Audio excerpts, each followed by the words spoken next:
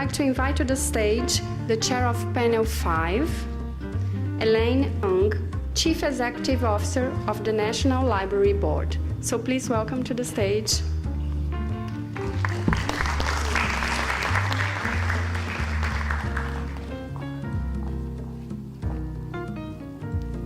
Good afternoon, everyone.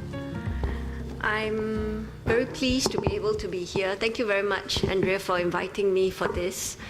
I think it's a wonderful effort that we get a dialogue going and a marketplace of ideas on heritage, especially on the complexities of heritage is particularly important.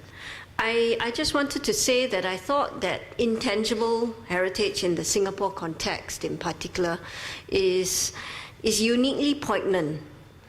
I think the acute space constraints that we face as a country and the pressures of urban renewal means that Singaporeans have to live with the knowledge of impending loss.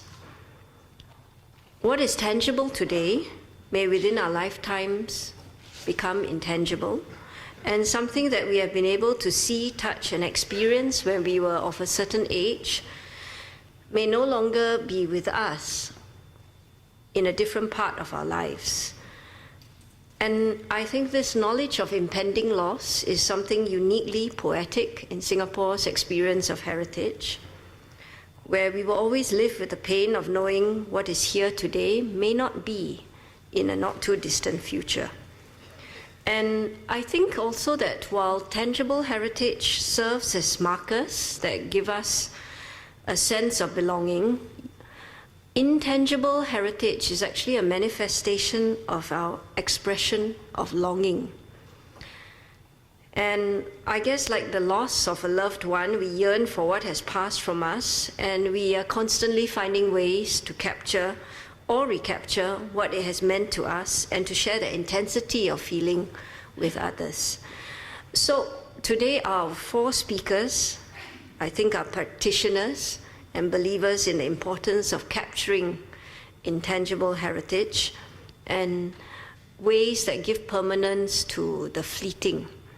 So on that note, let me introduce our first speaker, Wee Pin, Deputy Director of the Singapore Memory Project, who of course is no stranger to me, but he is a great proponent of the capture of memories, and all these add perspective, they add texture to our efforts to capture and document intangible heritage. So without further ado, Wee Pin, come and give your 30 minutes. And after all 4 speakers, as you know by now, we will do our Q&A. Thank you.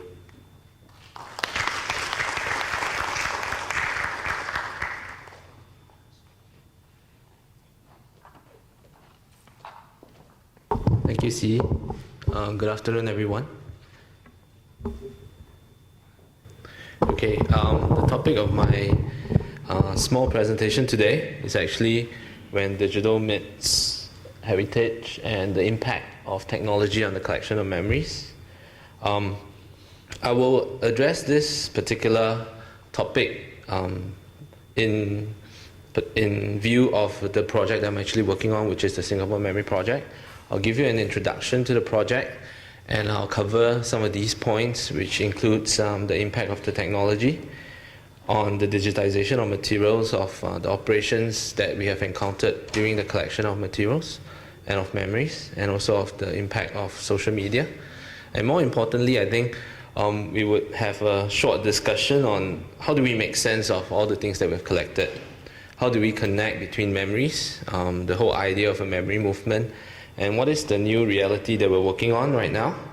And lastly, of course, we'll touch on this topic called memory in context and what it means. Okay, first of all, the Singapore Memory Project. Okay, this was actually launched in 2011 at the National Day rally by PM. And really the whole idea is to embark on a national program to enable the memory of our nation to be collected, organized, preserved, discovered, as well as co-created. So essentially, we want to collect in one place all the stories and all the memories of not just the institutions and not just the documents that have been kept by each individual organizations over the years.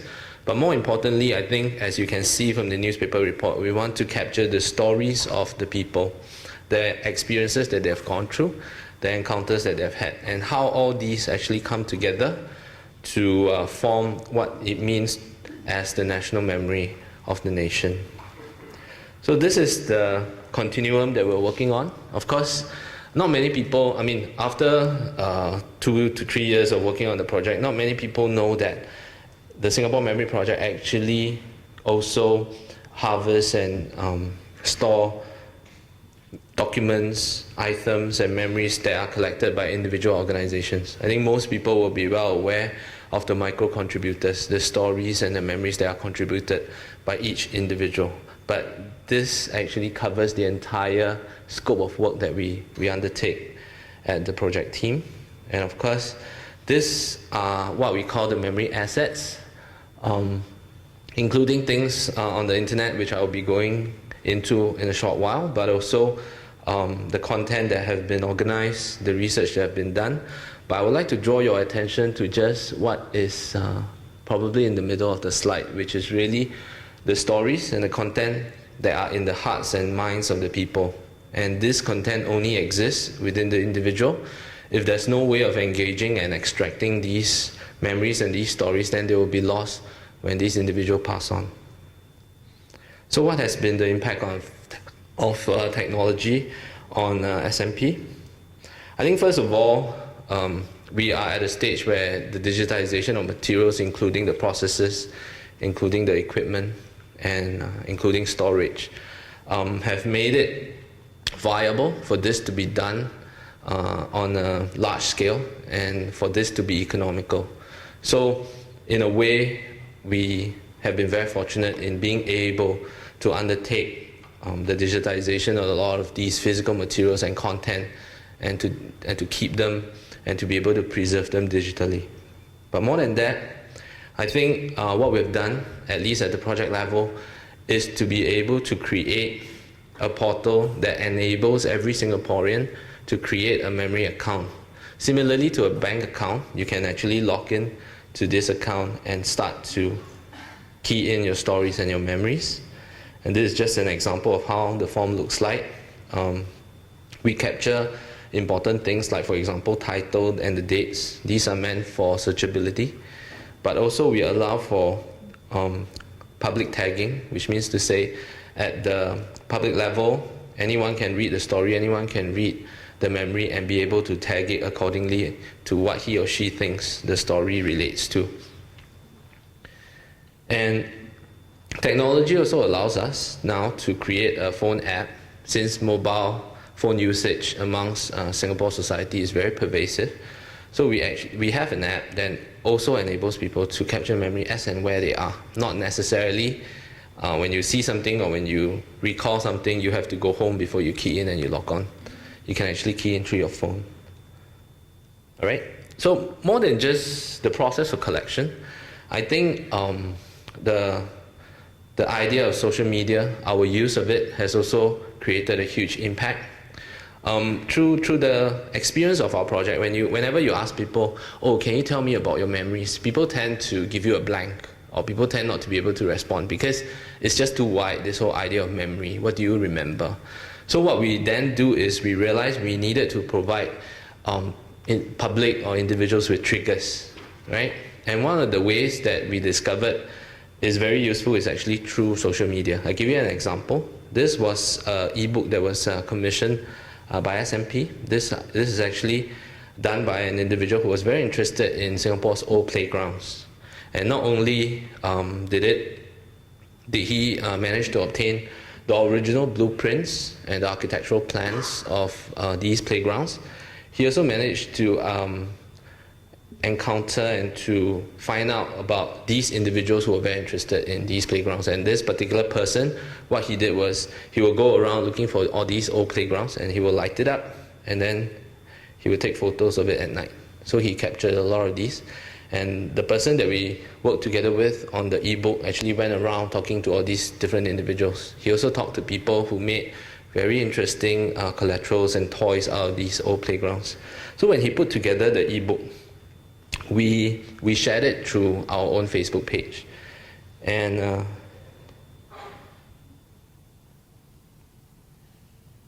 in a short while, right, more than 100,000 people saw this particular ebook. And it was shared and liked by more than 600 times. And this is still carrying on. In fact, after we released the ebook and after it went viral, the media actually picked up on this and did newspaper report. Time Out magazine did a feature on this. So then it began to show us the power of social media, not just in terms of the collection of memories, but also in terms of the sharing and the triggering of memories. And this is our Facebook page.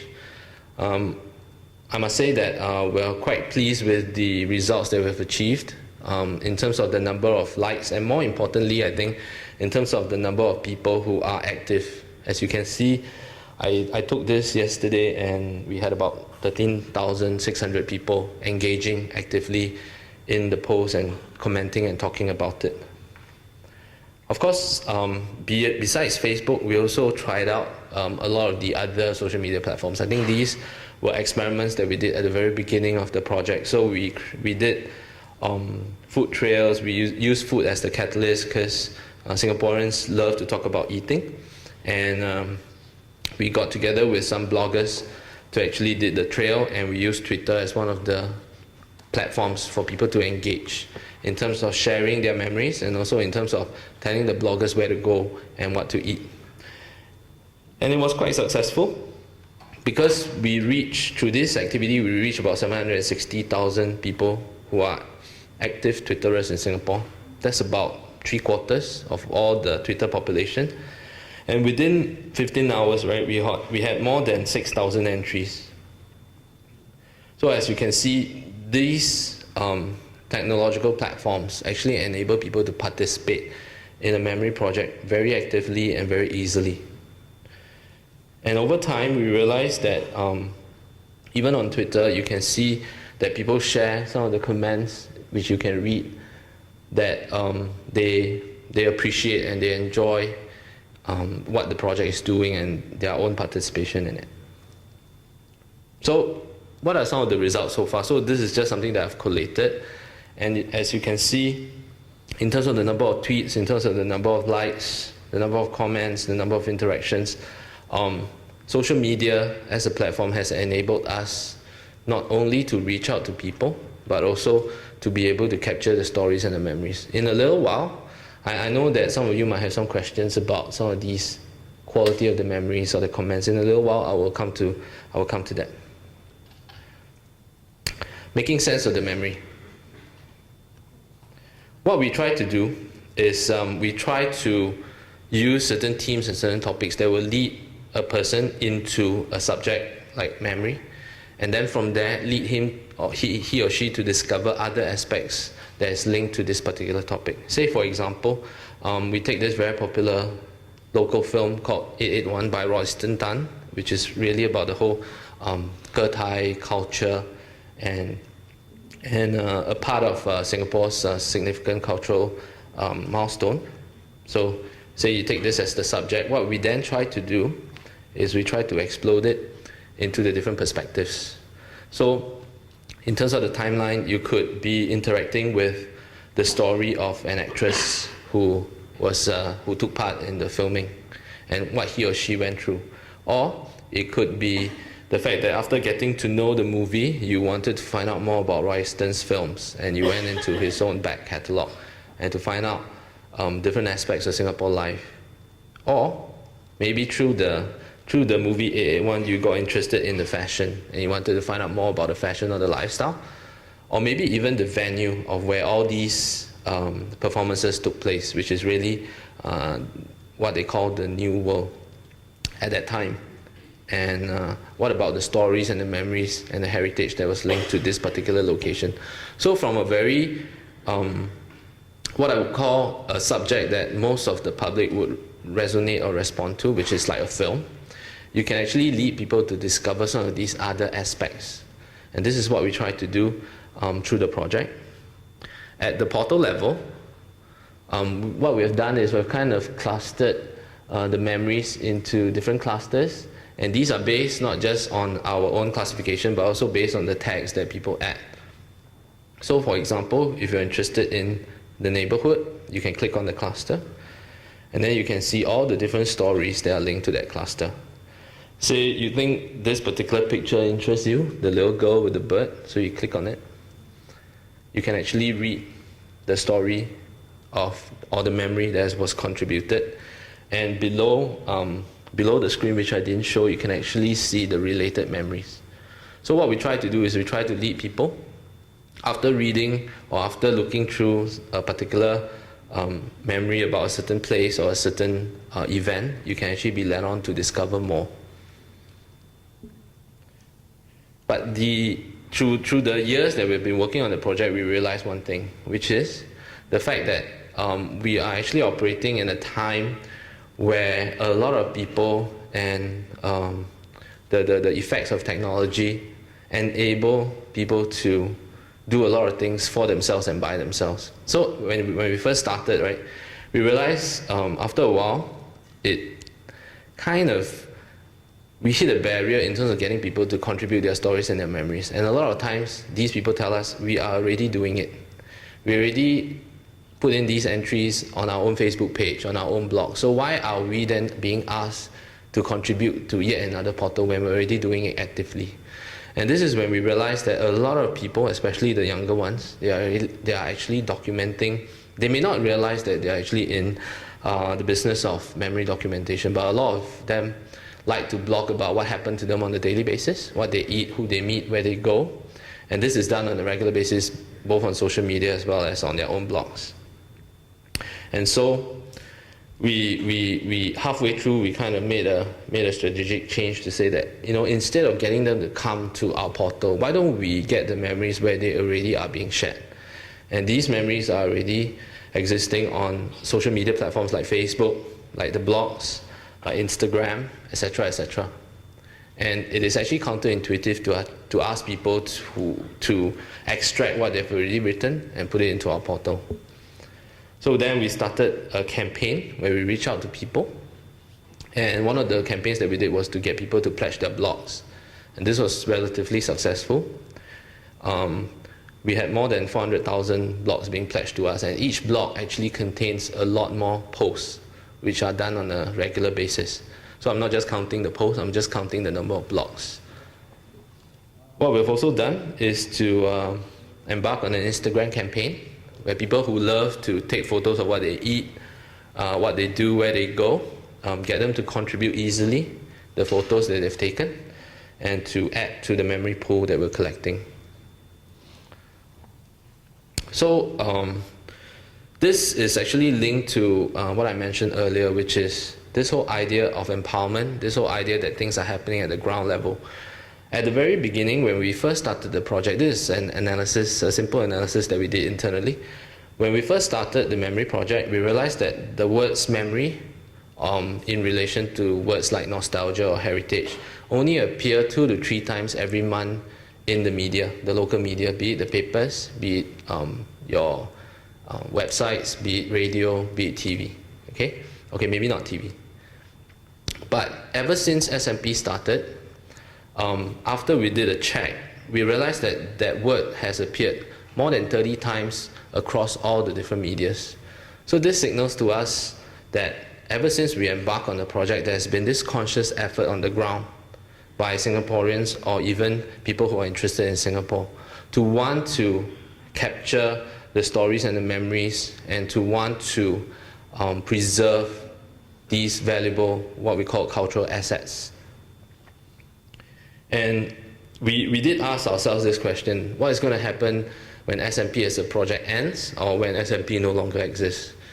And we're quite heartened to know that at the ground level, a lot of these ground-up projects are already being started by different individuals, by enthusiasts. And you can see a lot of them actually appearing on Facebook. They've kept in contact with us. They've kind of submitted their content to us, but each of them actually has the potential to grow. And it's not just about photos, it's not just about bits and pieces of captions or comments, you actually see very meaningful projects and very meaningful documentation being done. And some of these communities actually contact us to say, oh, we've done this, can we contribute this to you? And one of the more interesting communities that we've come across is actually this bunch of people who were very interested in SBS buses. SBS is the local bus company. So what they do is they actually track the evolution, the different models, they take photos, they talk about the bus routes, they even salvage an old bus. Okay, they all contributed money, got it to work, and then got a driver to drive them around the old routes across Singapore, and they documented it, and they gave us the movie. So we know that at the ground level, a lot of these are being started, and a lot of them are actually working on very interesting topics. And of course, beyond just the documentation itself, each of these serve as a platform for others to actually participate. As you can see, a lot of them actually garner their own fans, they actually garner their own comments, and a lot of these photos that they put up actually act as triggers, very effective triggers for a lot of responses and a lot of memory contributions by others. So it's not just about us, it's actually about all the things that different people are doing. So we know that there is this memory movement that is currently taking place at the ground, and that it will sustain even after the project has ended. So what about memory in context? I think one thing that we encountered when we first worked on the project is when we first used Facebook, and we realized that if you post a photo and then there are a lot of comments, to be honest, each and every comment in and of itself may not be very meaningful because it's just one sentence or two sentences. It doesn't necessarily serve as a full-fledged memory, right? But if you take everything in context and you capture the conversations and the interactions, you begin to see that as a total body, it captures a snapshot of life of Singapore at a particular time, and it becomes very interesting. And this is one example that I'm using. This is actually okay, this is the army cookhouse, okay? And you don't see this anymore because it's been commercialized. But at that time, food was being prepared and served internally by the soldiers. So the moment we put out this photo, we realized that it generated a lot of comments. And each of these comments, if you take a look at it in totality, you can glimpse a certain feel and a certain understanding of what life was like at that particular time. And this is something that we realized, that when we want to capture memories, it is important to capture, especially on social media, the whole conversation and interaction. And it's only when you read the entire conversation and interaction that you get a context and you get an understanding. Each individual comment, right, will probably not be meaningful to you. Say, for example, if I take the second comment, the person said the steel plates. Doesn't make any sense. But if you read the entire conversation, you will understand what it means by the steel plates and why steel plates are actually significant and what it means at a particular time. So this is one example. Of course, what we also try to do is we also try to categorize things into different themes and different topics. As I mentioned earlier, this is probably an easier way for people to engage and to contribute and to share what they remember about certain things. But the danger about social media and the danger about technology is this. A lot of times, we ourselves, right, we don't provide the context to these memories. If you go into, okay, blogs probably will have a little bit more details and is of a higher quality, but if you take a look at Facebook, if you take a look at the photos that you take, they actually mean a lot to you, but you don't share the meaning of that memory with anyone else, right? So if you take a particular photo and then you put it on your Facebook, and then you just say, oh, this is where I went for my birthday, and then people will like and then people will comment, but the photo in and of itself doesn't really mean anything. But it might mean a lot to you because that could be the place where your husband or your wife first brought you on the very first birthday that you shared as a married couple. Or it could be a restaurant that used to be at a particular location which you love, and then now they have moved and they have changed hands, and now there's a new chef or something like that. All these contextual meaning and contextual memories are not shared within these so-called memory documentation. And it is the same for things that happen on the other social media platforms as well. And to date, I think technology has yet reached a stage where they can actually allow you to capture all these nuances, right? So we realized, after working on the Singapore Memory Project for a while, there's that part of the memory that you still need to get that will not be solved through technology. And in particular, you're talking about people who don't use technology very often, like for example, this old lady. So what we try to do is we'll still try to go to the ground, we'll still try to do outreach activities, we'll still try to interview these people and allow them to have a opportunity to share their memories and their stories with us. And I think Singapore is in a unique position whereby the nation building generation, or at least a portion of them or a percentage of them, are still with us today. And it is very important for us to capture their stories and their memories before they are lost. So this is something that we have embarked on. And a lot of times for these people, right, they tend not to, unlike youngsters today who like to blog or like to share on Facebook what they ate, what they've gone through, what they've done, these people don't really have the habit of sharing. And primarily because they would think, and this is something that the lady shared with us, she said, this is the first time, right, that somebody has actually shown any interest whatsoever in my treasured memories. I'm a nobody. I'm not a minister. I'm not a professional. I'm not a famous actress. So why would you be interested in my story? But when we took on the activity and when we engaged her, she got so excited. She actually went home, took all her family photos and all the albums and shared with us all the content and told us many wonderful stories. So we realized this is something that is still important, to be able to engage and to be able to get the stories and the memories that only exist in the hearts and minds of people. And one of the things that we try to do is we try to get students to help us, because my team is quite small, so we can't really do this on a daily basis. So then what we do is we work together with schools, so we get the students to create a platform whereby they can then interview some of these seniors, and this is one of the activities that we did.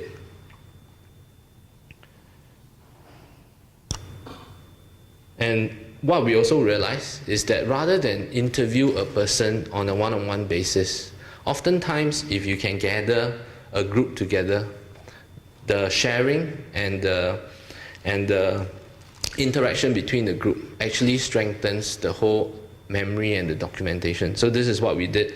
Together with the first Singaporean Postmaster General, we actually got together some of the rest of his colleagues. And together as a group, we interviewed them. And the whole group recalled the days of how they worked, what was it like being a postal officer in the 60s and the 70s. And you can see the exchange, and you can see the camaraderie. The whole memory documentation was enriched because of the relationship. And I think this relationship, this whole idea of the feelings, the emotional feelings that you get through your sharing, through your memories, through your experiences, is something that technology still cannot capture. It still has to be done probably on a personal basis. So same thing for what we did, and this was just an example of then how we showcased it as an exhibition off Clifford Pier at the Fullerton Hotel. So what I wanted to just share with you is some of the experiences and some of the ideas that we have gone through in terms of the collecting and the documentation of memories, how in a way technology has helped us. And technology has helped us a lot because beyond just Singapore, right, we have actually managed to get a lot of stories and memories of people who have passed through Singapore, including overseas guests, including even some of the British expats who used to live in Singapore before they went back home. And without things like technology, without things like Facebook, emails, etc., we probably would not be able to get all these stories and all these memories. And beyond just the gathering, I hope that I've also shown how social media and technology has enabled us to share and to trigger other memory sharing. But in a way, I also hope that I have kind of demonstrated why there's still a limit to what technology can do. And in terms of the work that we do, why is it still important to have that personal contact, to be able to actually talk to people and to be able to capture the stories and the memories that only exist in their hearts and their minds and nowhere else. Thank you very much.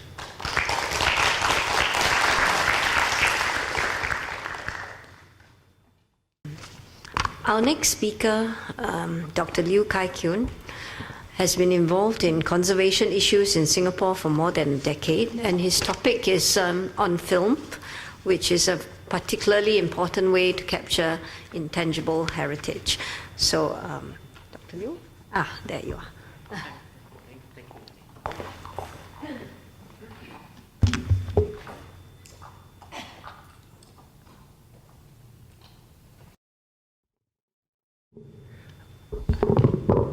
Good afternoon, ladies and gentlemen. I've just changed my topic a little bit after watching through what has gone on for the past 2 days, and I just want to use this opportunity to share with you a little bit of what I've been doing in terms of heritage research, and that I hope that I can sound scientific.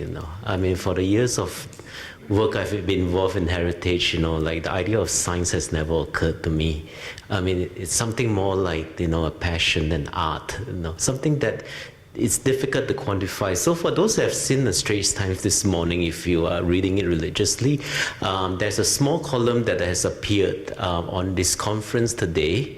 I think, Andre, you must have seen the print, that there was this possibility that an app will be created for QR code, that if you scan your tablet on something, it gives you the monetary and economic value of the landmark or the building itself. So how do you do that for the War Memorial? How do you do it for, I hope it doesn't apply to a person, if you scan it, whether he has any heritage value or how much is his or her memories worth. So I think my involvement has been more accidental for the past decade rather than deliberate as a researcher.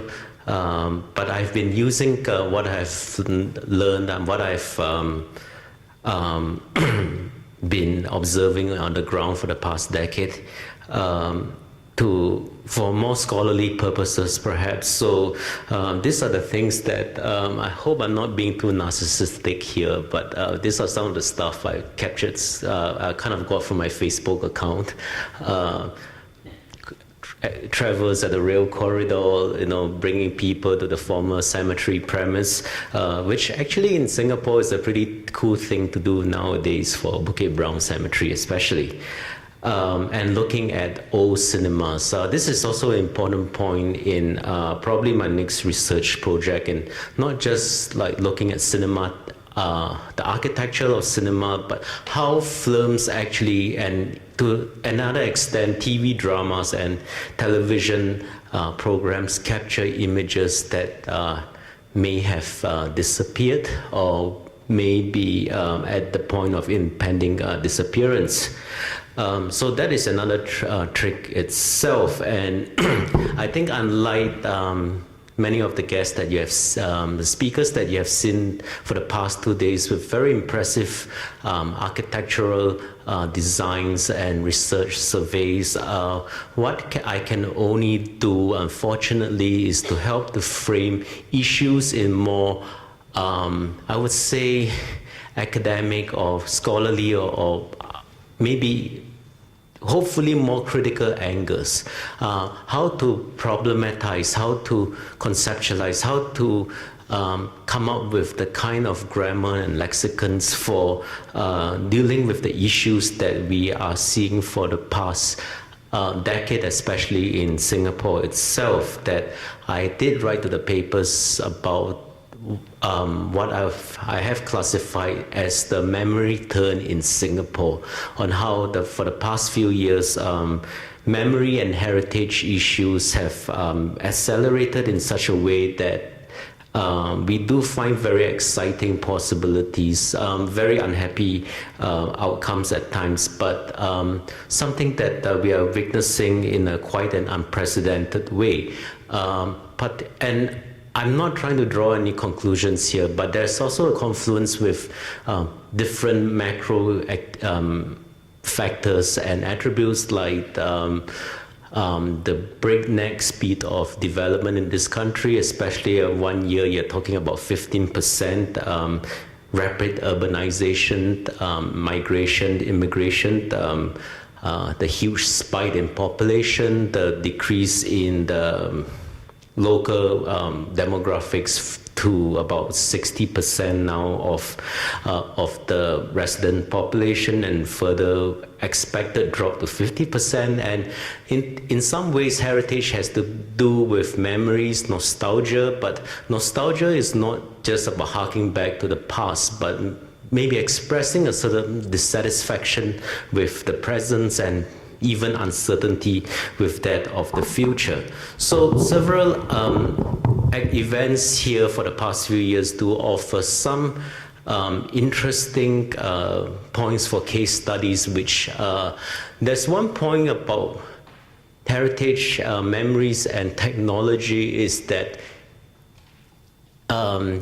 you are no longer seen in negatively surfing your Facebook during office hour when you are mining for resources, information, and I think Wan Pin knows that too. So together with some of my colleagues, we have been trying to capture images, visuals, and text to look at trends in the social media in Singapore. Just in another context about Singapore social media itself, this is one country that the Prime Minister announces policies on Facebook. So you can see how pervasive it becomes. That you probably see the announcement first on the minister's Facebook account before it comes out in the papers the next day. So this is where we feel that there is a certain connectivity here in Singapore that although the Prime Minister Lee Hsien Loong has said that only unhappy people go to the internet, but there are lots of unhappy people perhaps, but you see a lot of activities there, especially for that of heritage and memories itself. I just want to go to the next point here. This is what we try to do. The case for those who are not familiar, we had the old railway line, the Malayan Railway, or known as the KTM, that had actually stopped its operations 2 years ago after agreement was being signed with the Singapore government. And it was for a long time, it was locked away from public memories because it was a politically ambiguous space. The stretch goes from the north to the south of the country. It may be in Singapore, but the land is actually managed by Malaysia in many ways. So it becomes forgotten, it becomes locked away. But towards the end of the operations, the last few months, there were massively heightened activities, people going there to take photos. Thankfully, interestingly, in spite of the human presence there were no accidents, fortunately. And that was the time when I felt, at least for me, that historically speaking, that Facebook or social media digital technology became the defining point in how popular and public memories were being recorded and created.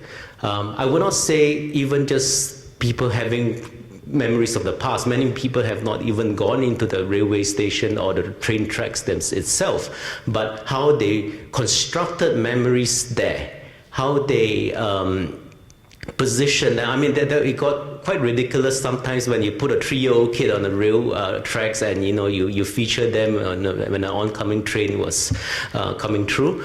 But I think that actually brought out the kind of technological change, the impact over there, where your images were quickly shared through the social media sites, and it sort of generated in many ways more publicity, more popularity for some time. And when the last train departed, there were like thousands of people at the Tanjong Pagar railway station, and in some ways this led to a consideration to preserve the rail corridor against future development in Singapore. But although there are still discussions of what to do with the surrounding areas, but I think that at the very least an uninterrupted corridor will be established over there. And in our research, we try to examine both. In many ways, examining the kind of different trajectories of different stakeholders in Singapore, state, corporations, and grassroots individuals as well. And and through the rail corridor, we try to come up with our own chronology, our own timelining, that we see the kind of heightened activities. This is quite obvious, but we need to come up with the quantitative data to establish it. The kind of Facebook activities as from not just citizens, but also the state and other players like the NGOs, filmmakers, and at what point, who started the initiatives, the pace, who controlled the pace, which body was involved with coming up with the most activities over there. So this is our little data timeline that we have drawn up. Some of our research have been published. I'm sorry, too bad the dean is not around so that I can show him that I've done work. I'm not just like walking around the former railway tracks. Some of it has been published, and some of it are still in the process of being published. And we have also been comparing, for example, I've been involved in NGOs before, but I have also seen how the social media actually becomes a game changer in state civil society negotiations. That is no longer just the publicly registered former bodies making statements, making representations to the government officials in different ways, but with Facebook, with the social media, you see a more decentralized and you see a more diverse interaction of individuals who are not affiliated with the state, not affiliated with organizations, actually debating issues with, sometimes the minister jumps in, I do not know why, but it shows that the public officials are watching it. And you have a new different forms of advocacy. I think the fonts are too small here, but I would actually talk about the kind of new lexicons and new vocabularies here that in terms of you have, these things are still around, but maybe in place of not just the expert viewpoints that you see in the past, you have a lot that is user-generated content. You have the move from the analog to the digital, and I think the more important point, the more exciting point is the kind of community archives, I call it cloud here, but that is generated with the new digital revolution here. And you have, in terms of, rather than formal organizations with their hierarchies, with their rules and regulations, you have a community that is defined by how many friends you have, how many likes you have, as well as the profile of the various groups itself. So in place, I will not say in place, but probably complementing or supplementing the kind of public dialogues with the state, or even closed-door dialogues. You have published conversations on the posts, on the discussion threads. So this is one probably new level of engagement, and you have through the social media, even cartoonists doing the kind of advocacy work. This one here by the Cartoon Press that celebrates the Bukit Brown activists, whom they call brownies. And I mean, there are less reverent illustrations, but I will not show them here. But if you want to look at them, you can go through Cartoon Press in such illustrations. So we do have a new dynamics here. It's not just about sharing memories, but what sort of memories are being contested? Who defines what sort of memories that are being platformed here? So in Bukit Brown Cemetery, you can see a kind of community-generated memories of places that have been locked away from the public limelight for the official space, the public spaces for a long time, forgotten spaces. And speaking about spaces, the next project that we do is about memories and mapping, the mapping process. Memories are not just about material objects or about intangible events that are being remembered, but how spaces have been envisioned and laid out in the past, as well as the present and the future.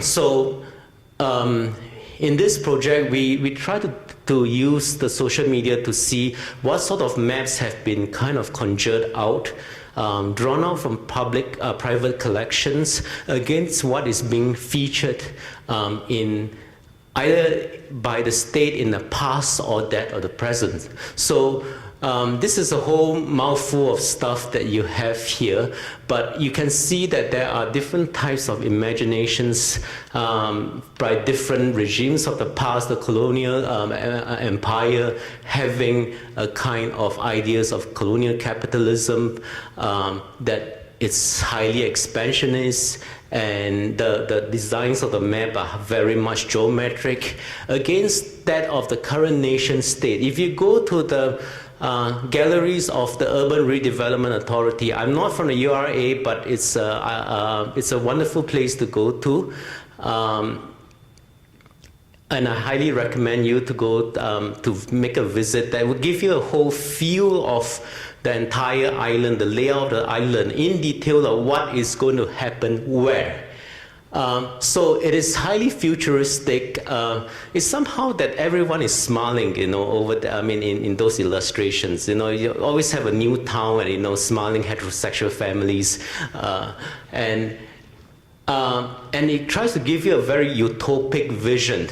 It is very developmentalist. It builds models. It's like a property development that is like a condo ad in some ways that tries to give you the kind of idealized lifestyles that you want to live. And memory becomes important in that respect for them is the idea of rootedness.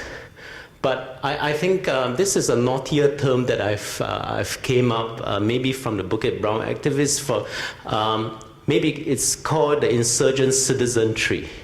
One that this gets a bit ideological, but post-capitalist that I think not just this group of people, but increasingly more people are questioning the logic. I'm not going to fall off the stage. The logic of development that, and not many people are impressed with one shopping center coming out with another. And I think there's a sense that the city has to be place-based, it has to be historical, the kind of authorship, it has to be joined with different stakeholders and not determined like a SimCity or Lego set. I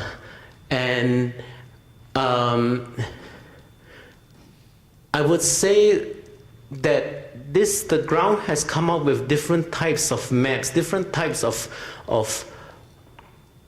cartographic imaginations that offers a rich and more diversified perspective than the kind of singular grand plans by that of the state in the Urban Redevelopment Authority Cities Gallery. So these are the various imaginations and visions that you have that I hope that I'm detecting it correctly in the trends in the recent years. And one last current example now, this is linked to another project that we have just completed and submitted, is the kind of comparison between maybe the Singapore's Memories project and a less legitimate point of project of more controversial memories of retroactive justice, of people who have suffered what they would have perceived as the injustices of the state in the past through arbitrary arrests and detentions. And 2012 and 2013 were very significant years, which 2013 marked the 50th anniversary of Operation Cold Store, that a lot of political opposition personalities were arbitrarily arrested and detained by the state for many years. 1987 to 2012 marked the 25th anniversary of what they call Operation Spectrum, or Marxist conspiracy, when activists and social workers who were accused of being having leftist leanings were also detained for quite some time. So I would have to say that the Singapore Memories project does have a portal for these two operations there, but I'm not sure how much they're being filled up. But at the community level, at the level of the NGOs, they have built their own temporary museums in one of the commemoration events. I think it was last year and the year before. Here detailing the kind of memorabilia, mementos that were kept by the detainees, outlining the entire chronology of the event itself. So this form of activities, this form of memory making, Civil Society FA, this group, I refer to this group that is called Function 8, tries to platform something that deals with unforgettability. This is something that maybe people want to put behind, and they want to expose and continue to persist to remember these events in a more open and public way, to not just to kind of highlight the fangs of the state, but also to point out to the fact that there's a point of retroactive justice being needed in this respect. And I think lastly, some of my other projects will be involved, studying like TV in its 50th year, popular music in the 1960s, and something that is more intangible, to including that of film. Okay, this is an installation in the Biennale by Royston Tan. He has gotten all these old seats from Capitol Cinema. Just for information for fans who have great memories of Capitol Cinema, all those old seats have been sold at quite handsome prices. So this is the value that you place on heritage. And this is something that perhaps I would like to explore a little bit further in the future. But before I end here, I would like to show some of how I try to translate some of my research into students' works through their video production projects, and some of them have gone out to do very good short clips for their group assignments, although they were complaining about it. But I think it's worth the effort. Maybe I just try to show it.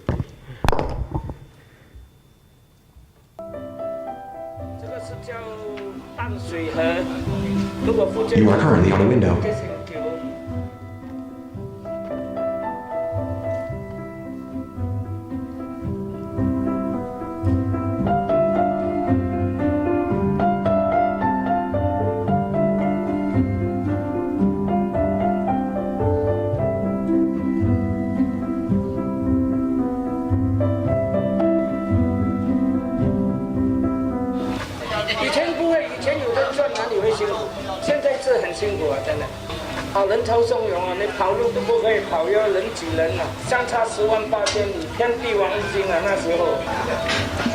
变化多了，太大了，变化不同了。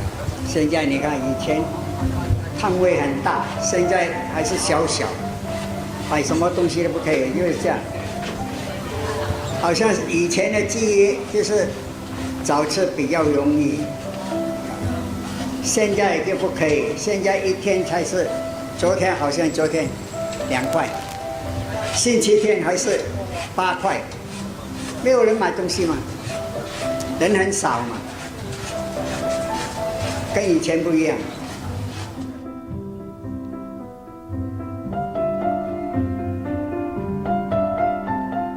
没有这边的老人家不依靠政府，不要跟政府拿钱，有些就自己来这边赚一点费用。有来不是有饭吃了，买了不是有钱啦，有钱用，不必跟小孩子拿了。又下来，现在老了，没有人起做工了，我都天天来这边卖了。种就种啦，我每天拿2袋，种到要死了。因为我们做来做去卖东西，是为了家庭，家里要吃。Okay, maybe this is not a clip to show you the prospects of aging in Singapore, and this, this is what they call the Thieves Market at Sungai Road. It's going to disappear soon after existence, about 80 years. So my students have, part of their group assignments have gone to make a little short documentary about it. This is how I try to include the whole issues of like heritage conservation in it, and it has been quite a great undertaking, and the National Heritage Board has also kind of incorporated these videos into their website too. So this is also part of the kind of educational arm. Although something about the student projects that somehow always would associate heritage with ethnicity, with they do always have to use Chinese words as if I think it seems more authentic, and I think the ideas too seem to be a little racialized, that it seems that only kind of like the heritage and memories of ethnic Chinese in Singapore are being more adversely affected than the other ethnic groups as well. So this is how I try to complete the entire loop together in my heritage project, and I'm not sure whether it's a science, but I mean, I do try to come up with a whole frame to understand the phenomenon in Singapore as well. So with this, I end my presentation. Thank you very much.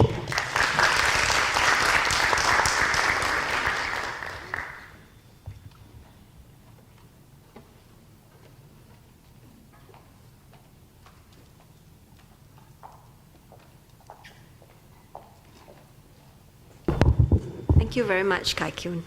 And certainly when I go to the URA gallery, I'll look for the smiling heterosexual families. But our next speaker is Julia Chee, Deputy Director of the Oral History Center of the National Archives. And oral history is very much an eyewitness account of key phases and key developments. And Julia is here to share on her experience and methodologies. Come, Julia.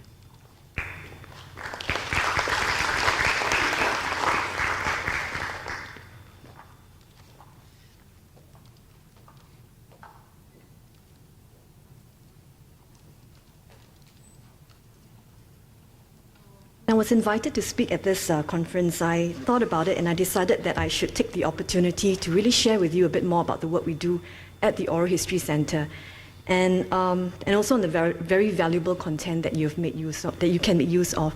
I think earlier Wei Pin talked a bit about how SMP is collecting memories, and what I hope to share with you is another perspective of how the Oral History Center is collecting interviews as well and memories of Singapore. So for those who are not familiar, let me just give a brief background on where I'm from. We are a department of the National Archives of Singapore, which is an institution of the National Library Board. The role of the archives is primarily to collect the public records relating to Singapore over the last 46 years, we've amassed an extremely rich resource of primary materials on the history of Singapore. The origins of the OHC can be traced back to a defense consultant from the US who recommended to our then Defense Minister, Dr. Goh Keng Swee, in 1974 that the ministry start an oral history program to capture the Singapore Armed Forces history. And he also further recommended that the program be extended to also document other aspects of Singapore's past. So in 1978, Dr. Goh initiated a national oral history program at the National Archives of Singapore. And the Oral History Unit, then as it was called, was established in September 1979.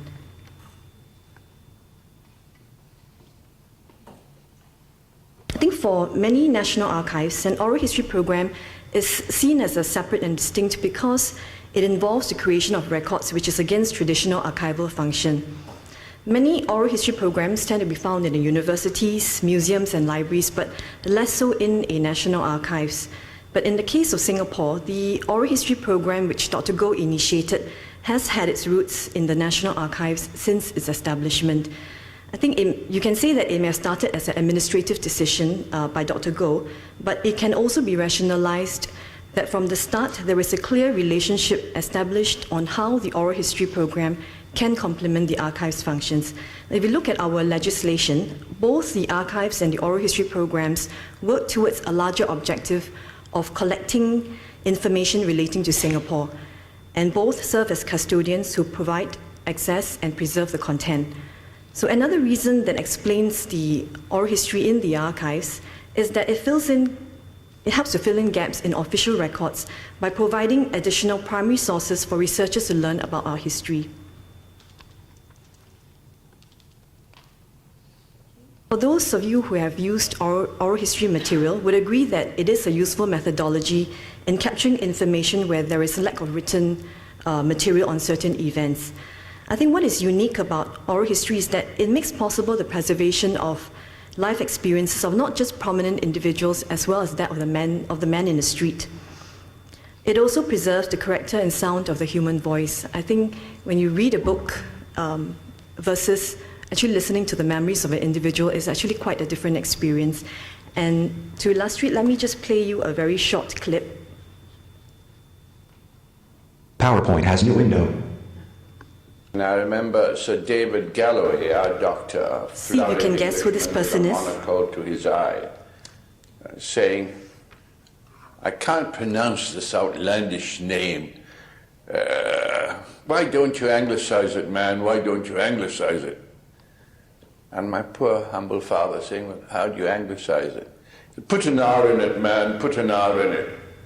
So from mash'al, which means a torch, it became Marshall. Did you guess it was David Marshall when the voice first came out? He was our first chief minister, and he was interviewed by the Oral History Center in 1984 for a total of 13 hours, covering his childhood, his education, as well as his political career as well as a lawyer.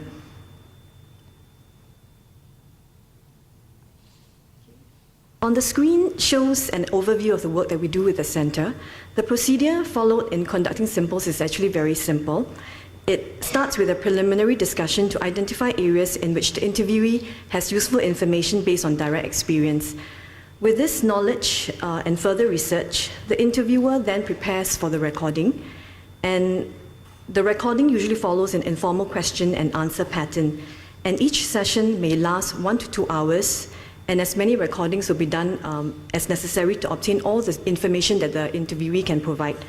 So this is followed by cataloging and selective transcription. And finally, the recordings are used in the ways that are in accordance with the wishes of the interviewees based on the agreement signed.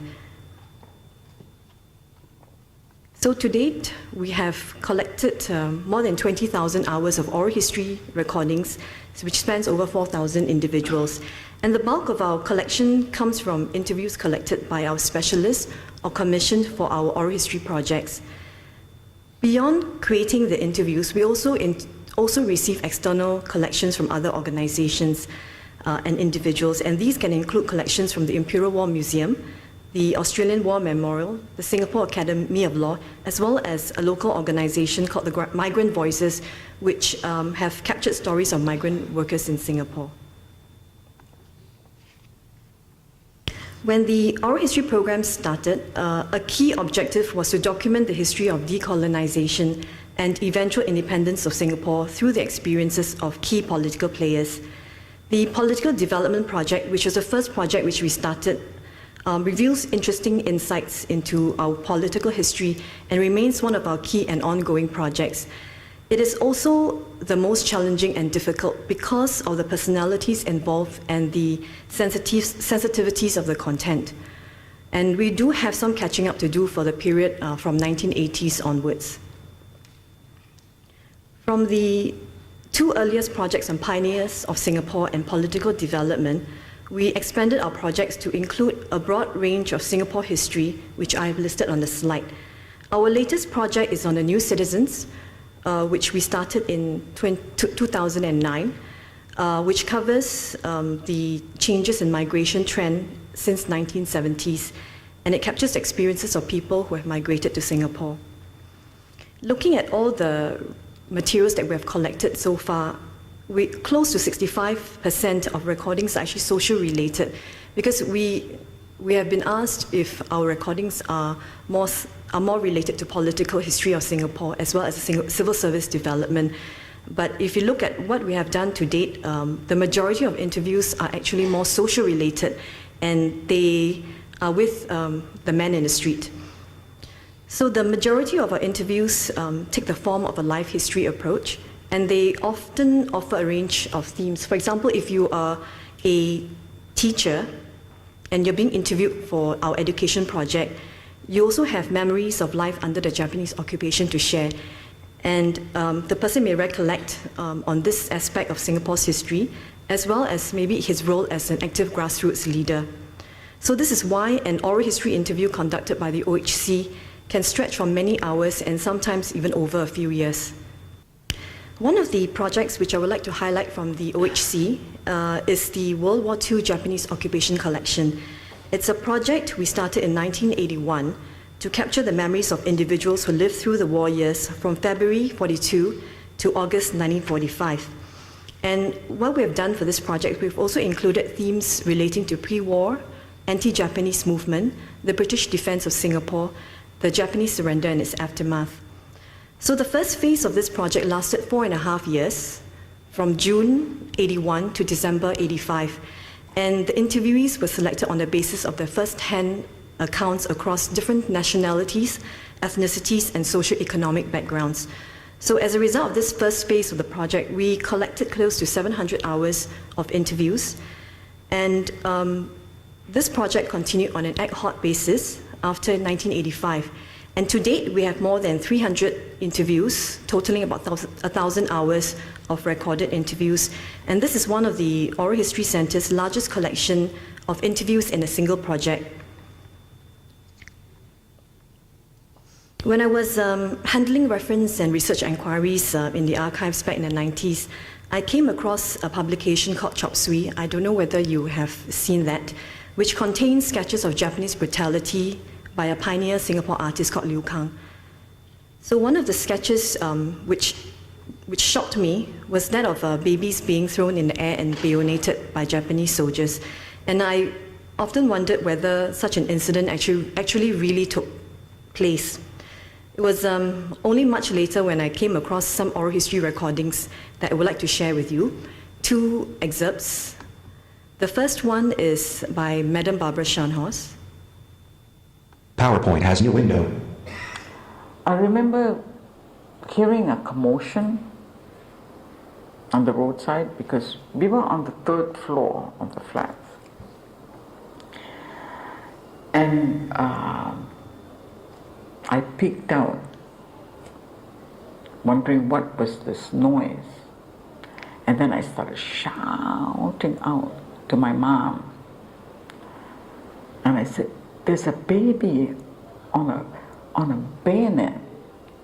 And so we looked out. She came and she looked out with me. And I remember this baby could not have been bigger than this. So I would say the baby was about maybe 2 or 3 months old.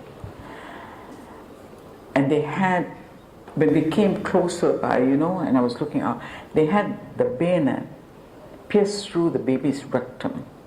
And the baby was, the hands and legs was just flaying and screaming, okay? And this blood was all going down, dripping down the bayonet, and the Japanese were just laughing away.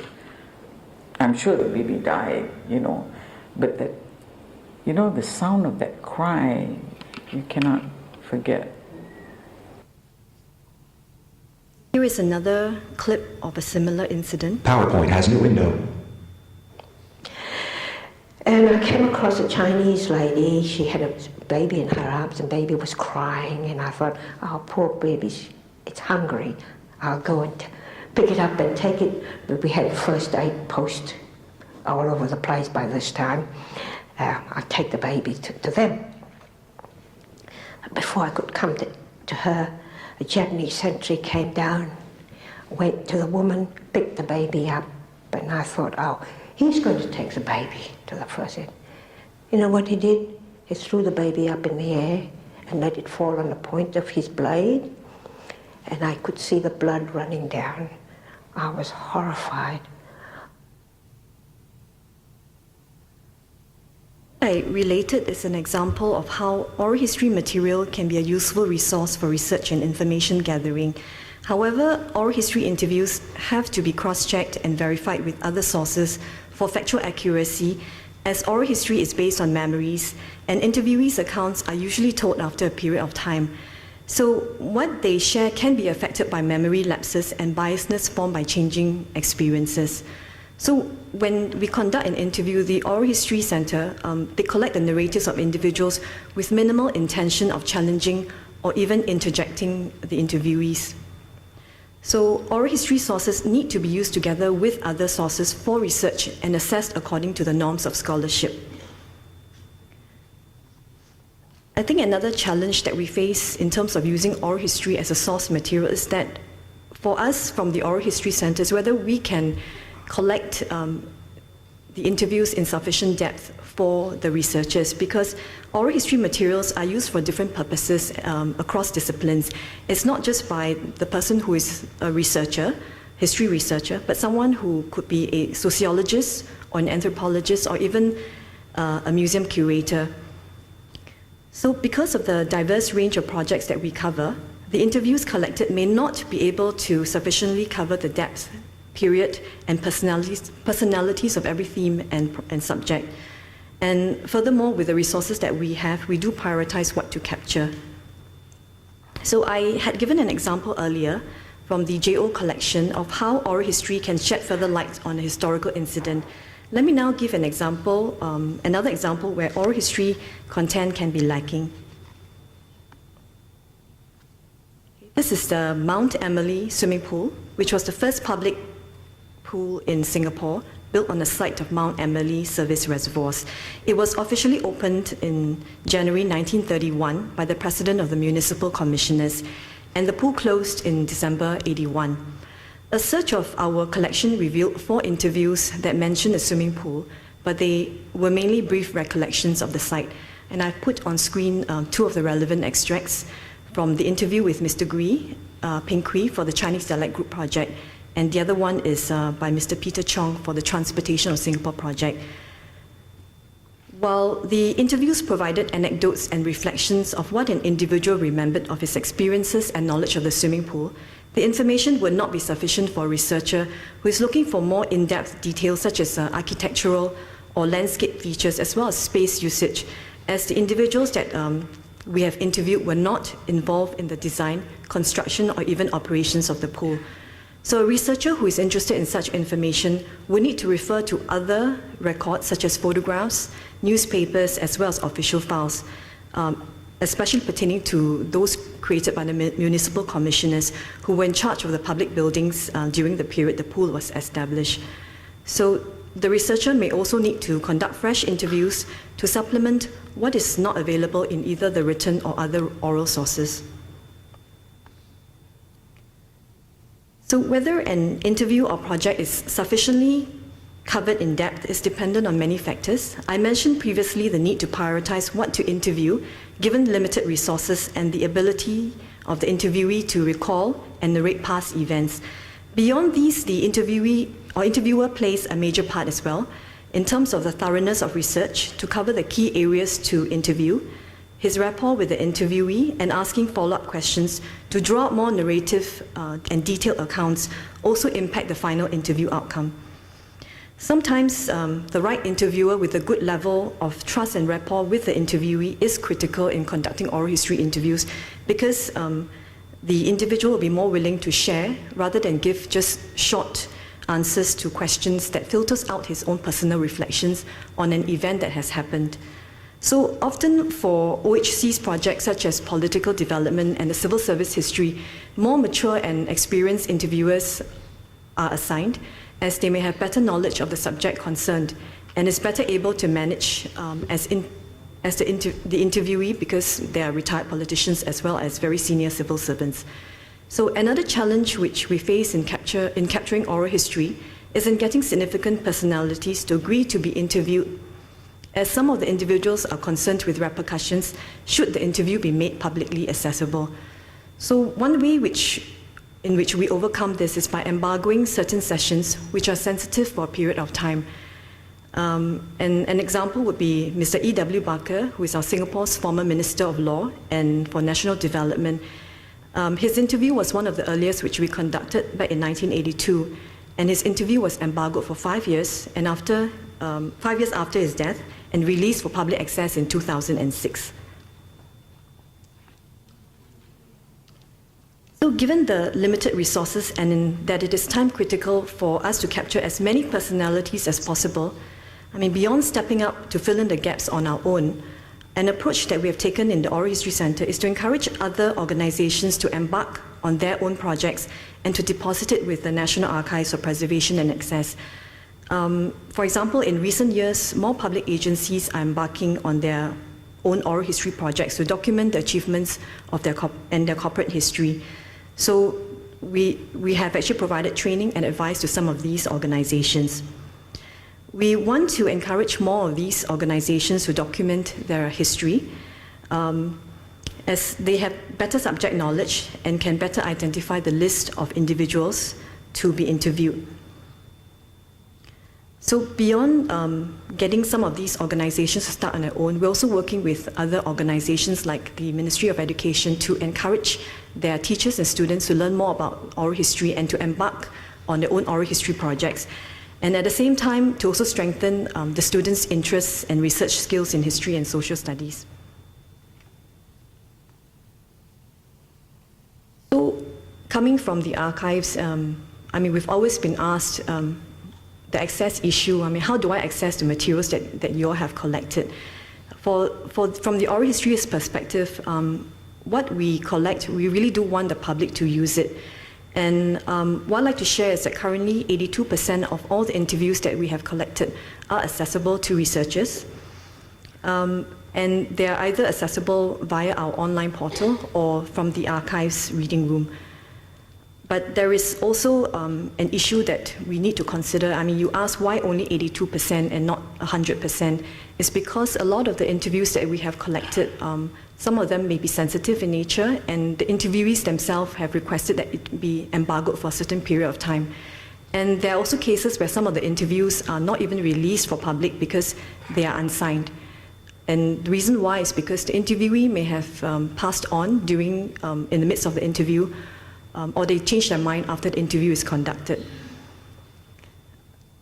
And I just want to share that as we move on, what we want to do is to improve the user experience and search for our content. And what we hope to do coming up by end of March this 2014, we hope to upload the full recordings of our oral history recordings, those which are open, not restricted to public online.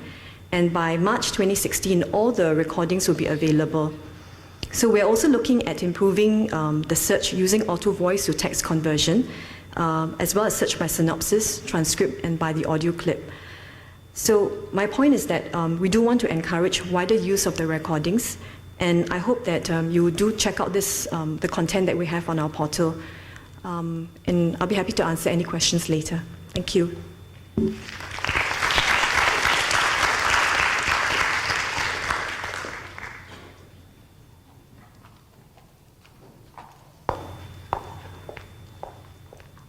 Thank you, Julia. Our final speaker is Ng Bee Chin, Associate Professor of the Humanities School in NTU. And I think Bee Chin has been working on the issue of language and intangible heritage.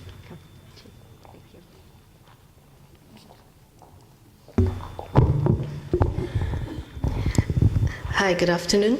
I'm the last speaker, so I won't keep you from your coffee for too long. When I was invited to give this talk, I'm thinking, what has my work got to do with complex system?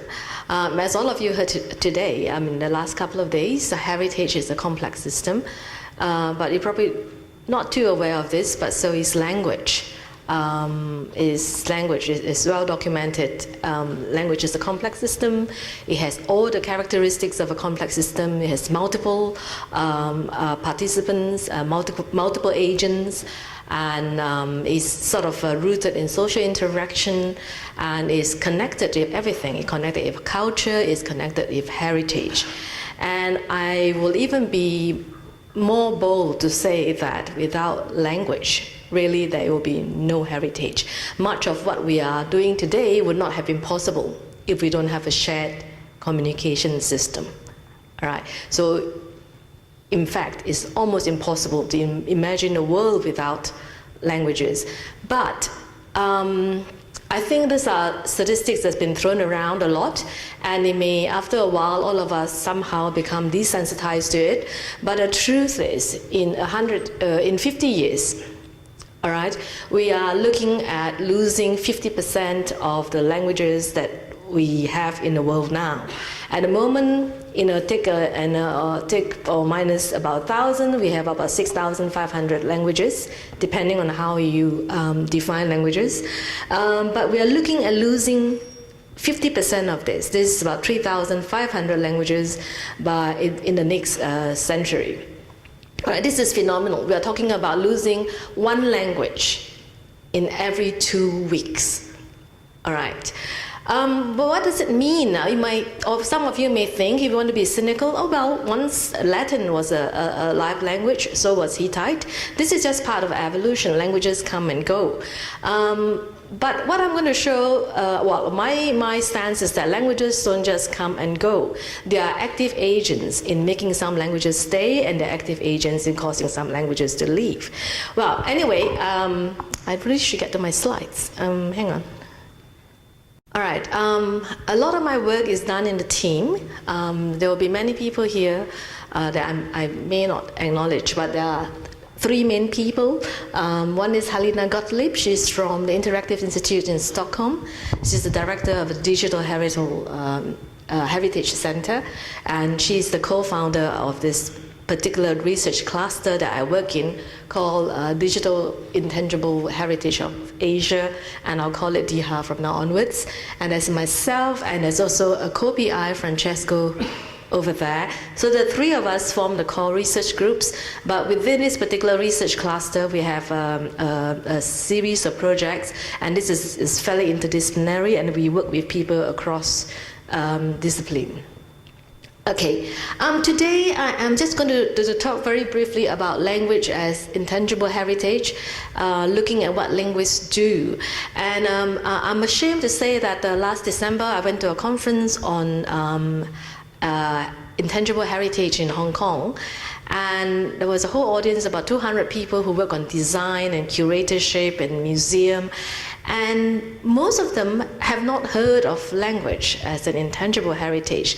Now, this is partly the fault of linguists, because we have not made our work accessible, nor have we engaged people from other disciplines. But anyway, so I'm very thankful to Andrea and Khiun for inviting me. So there's a chance for us to talk about what we do and why it is important.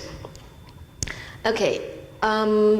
So I come from the Division of Linguistics and Multilingual Studies. There are a team of about 16 of us, and we all work on languages in the context of multilingualism.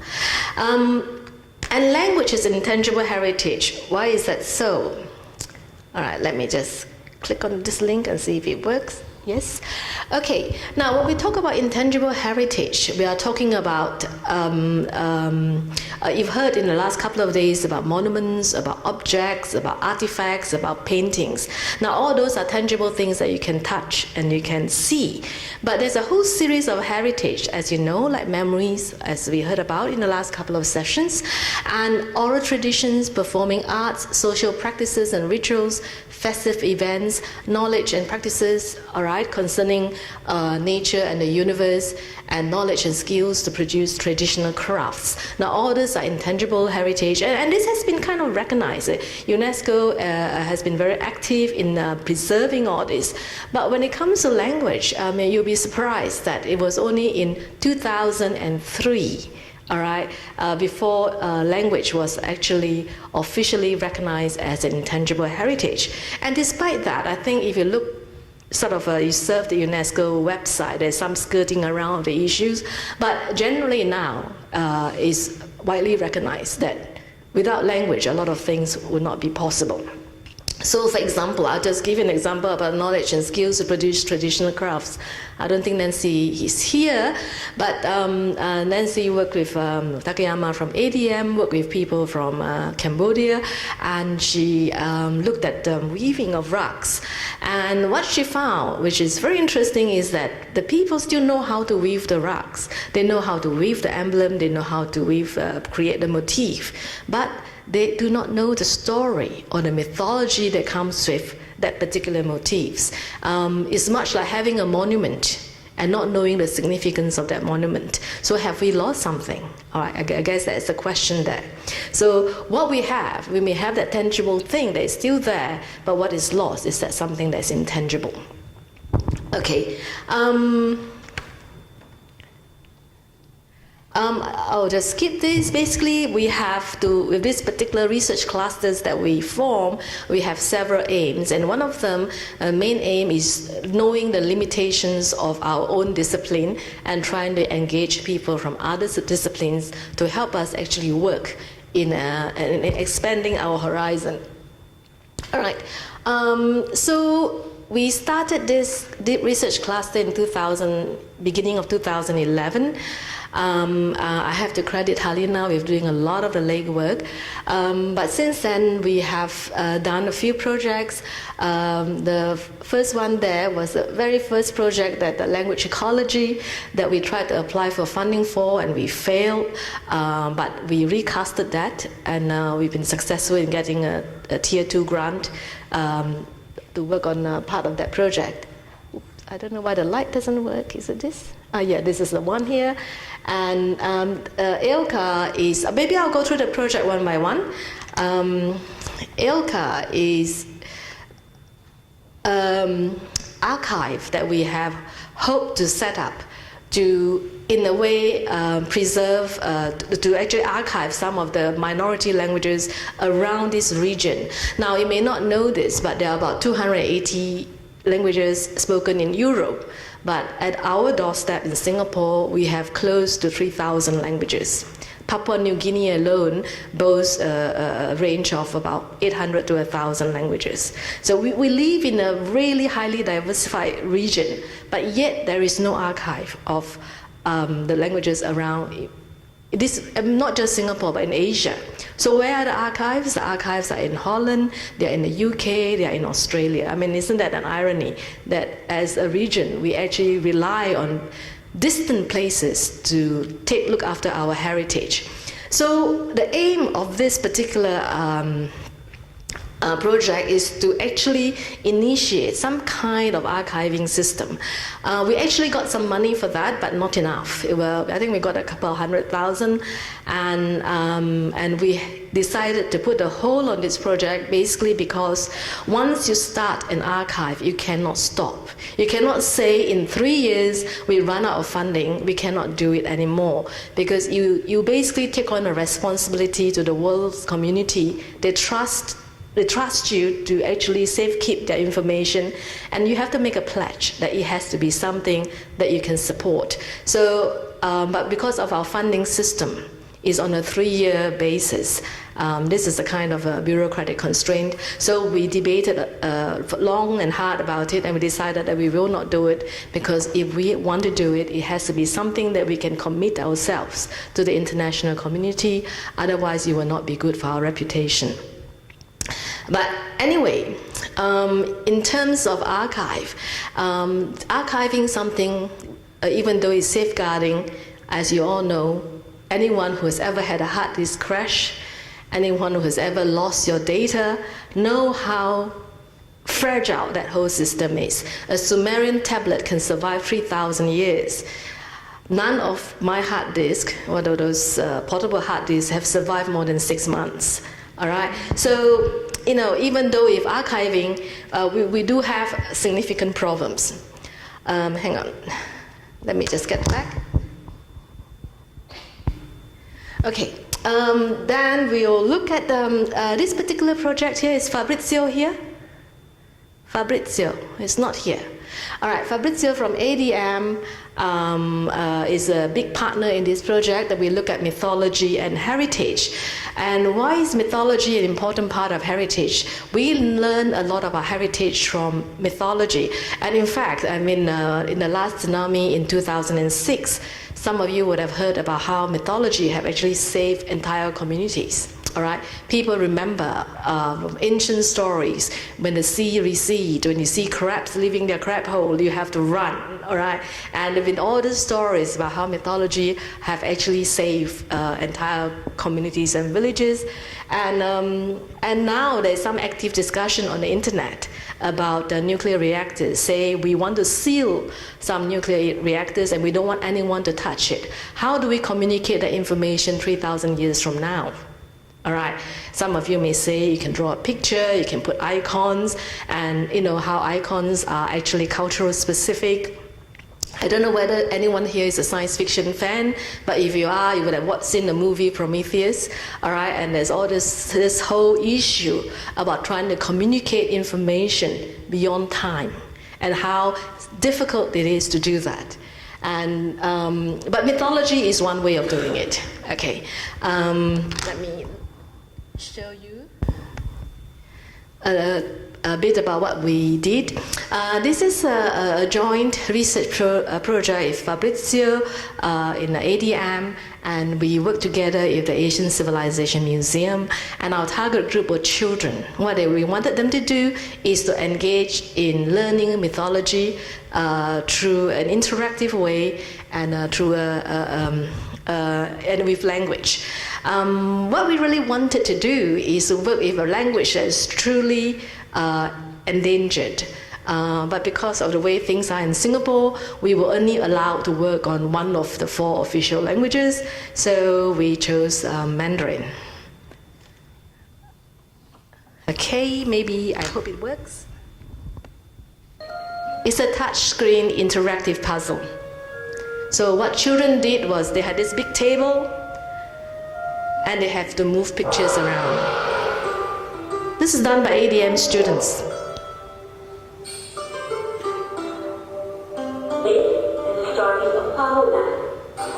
I don't know why it's kind of tilted.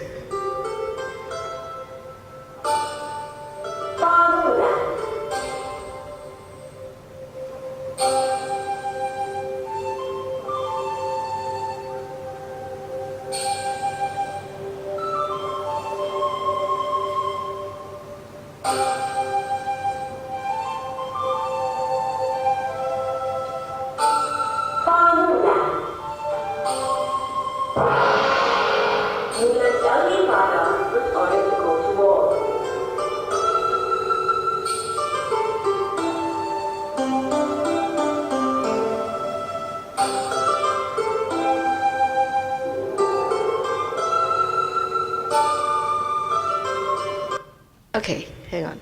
You get the idea. There's a big jigsaw puzzle and there's a story in 4 frames and the kids have to put them together. And it's quite funny trying to see the kids trying to grab the panda and the lion, but they don't actually belong to the jigsaw puzzle. There's Fabrizio over there. He just got in. All right. But anyway, this was actually an amazing project. Well, amazing not because I'm part of the project, but amazingly because in the beginning we went to someone in engineering and said we want an interactive table. Remember, this was done 4 years ago when all this interactive touchscreen was not so common. And they said, you have $300,000. I said, no, we don't. We have $15,000. And we need $5,000 for something else. How much was it? 5,000. We have 5,000. And so we said, what are we going to do? And Fabrizio, our incredible man there, built a table. We wrote a paper about it, and then some of the information is on the website. We built a table. We have a team of 8 students who did the programming, the artwork, and everything. We created this. Well, I like to think of it as a $300,000 table. But anyway, it was fairly successful. It was exhibition was held in the ACM Museum for 5 days, and we collected some data looking at the interactive use and what it meant for parents and children to use it. But it was so hard that I don't think we're going to do it again. Okay. Let me just show you. I won't show you every single project. I won't bore you with all of them, but I will show you a couple that I think is interesting. Now, the next one I want to show you is Singapore Voices. I think maybe because this one is related to some of the earlier talks that we listened to. This project was done in 2008 together with a colleague in ADM, Per Magnus. Per Magnus is not here, Per Magnus in Lindbergh, and NTU museum curator who used to be here. His name was Roland Schumacher, and many of my LMS linguistics colleagues. Okay. What we wanted to do in this particular project was we got about 8 languages that's spoken in Singapore that is no longer spoken by young children anymore. And out of these 8 languages, 4 are Chinese languages and 4 are non-Chinese languages. So we have Hokkien, Cantonese, Teochew, Hakka, Malayalam, which is language spoken in Kerala, and Tamil, what else? Malay, and one more. Francesco, help me. Hey, Baba Malay, that's right. That's the Peranakan Malay, which is the indigenous language to the Straits settlement. Now, all these languages are endangered. There's no doubt about it, all right? And how do we know that? We know that because children don't speak it anymore. And when I last say that, I got into terrible trouble, but I'll risk it and say it again. But this is a truth. When children don't speak the language, it stops being spoken. So this is part of the complex system where language the way the patterns of use and affects how it is acquired, is learned, and how it's performed. Now, for this particular installation, we took full-length pictures of speakers. Most of them are above the age of 70, and we put them onto a screen, a board. And then we interview them. On the first stage, interview them to collect what we call oral history. We ask them questions about the war, which a lot of them talk very animatedly about. We ask them questions about old Singapore, places they used to go to in Singapore that are no longer here.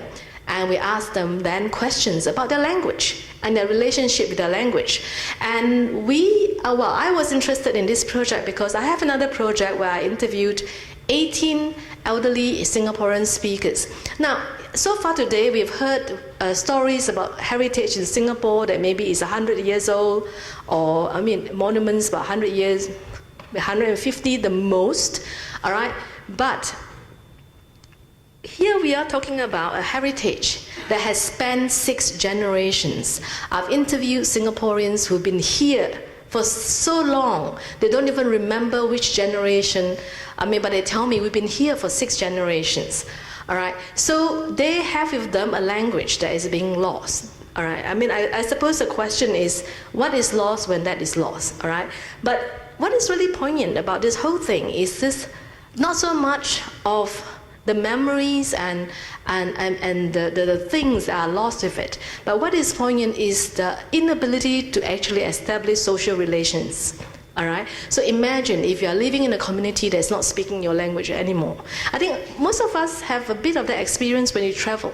All right, when we're in a kind of a surrounding with strange sounds around you, and when you don't recognize any of the signs. Well, a small percentage of Singaporeans of about 60 and above actually experience this every day. And what is the saddest thing is that they are unable to talk to their grandchildren. So in this project, we wanted to create this feeling of a connection.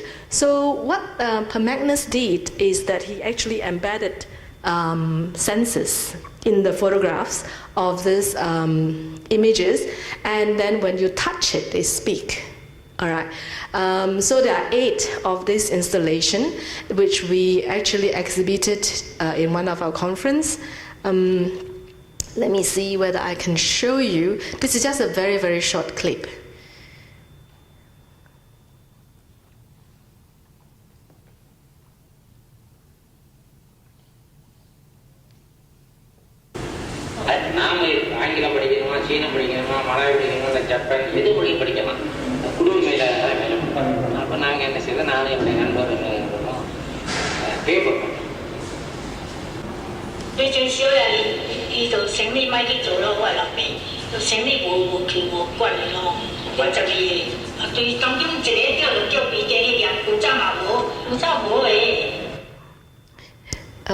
That woman there was actually my aunt, and she was talking about the TV epidemic. And I really like this photograph here. This is one of my students, and this is her grandmother. So she took a picture together with her grandmother. Well, anyway, this installation was very successful.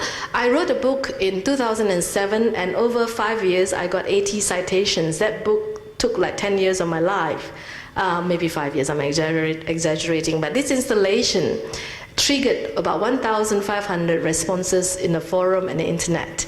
I wish I could use that as put it in my CV. But what I wanted to say is that, sometimes as linguists, we write a paper and it be read by 4, we slave over it and it be read by 4 people.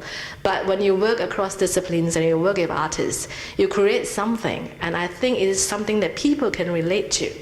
I think this project sort of preceded all my other projects, which in a way kind of placed the seed for wanting to create a research cluster that's not only good for researchers, but also will connect somehow with the end users and with the stakeholders and what we call, in Europe, they like to call it knowledge transfer, to have this knowledge somehow be used in the public space. Okay, let me just go back. And I like to end very quickly because I notice I'm taking more time than other people. But another project that is something that echoes what we've been working on today is a project on the last couple of days on Bali. Ooh. You've heard a lot of Bali, so I don't want to repeat information about Bali again. But basically, Steve Lansing is not here, but I was in a way inspired by something he said in one of his books about Bali, when he talked about how when they're negotiating for water rights in a temple. All right. I don't know whether you know anything about Balinese, but very briefly, Balinese is a highly stratified language.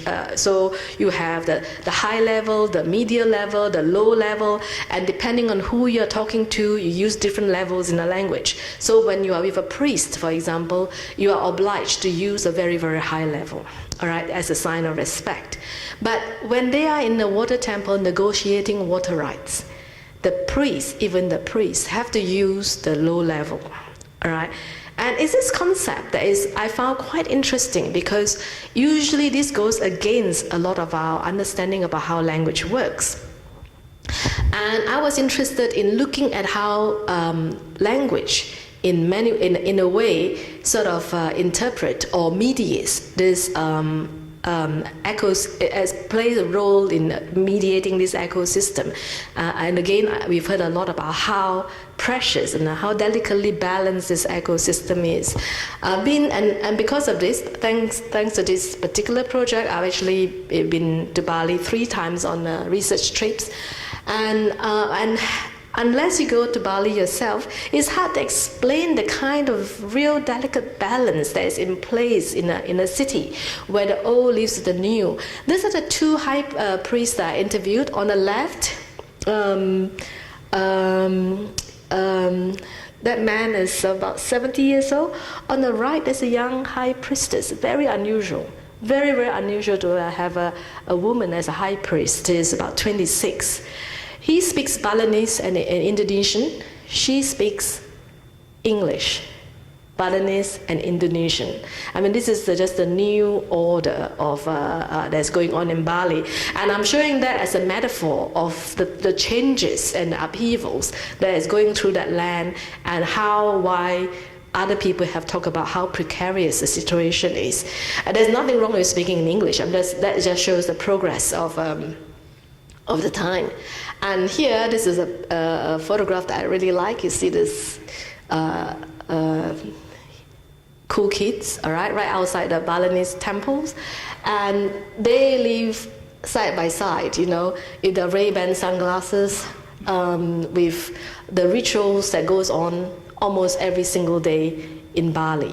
All right, so how there's obviously, I don't want to use the word tension because it makes it sound negative, but there is some kind of dissonance between the 2 worlds and how that is being resolved. This is still an ongoing project.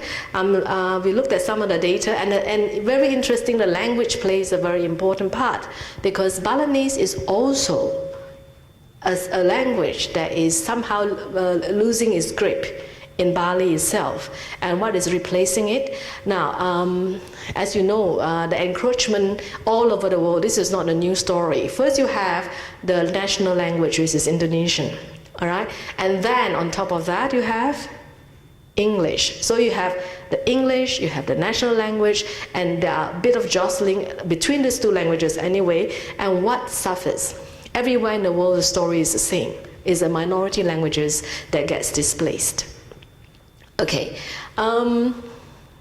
so in this particular project, we are trying to track language change, and obviously, I don't know enough about complex adaptive system, but I'm hoping that the experts here will be able to tell me, you know, in what way does can we predict? Can we identify a language that is still robust and is likely to be? Is there some kind of indicator that we can look at that will tell us? In linguistics, we have some kind of general idea and framework.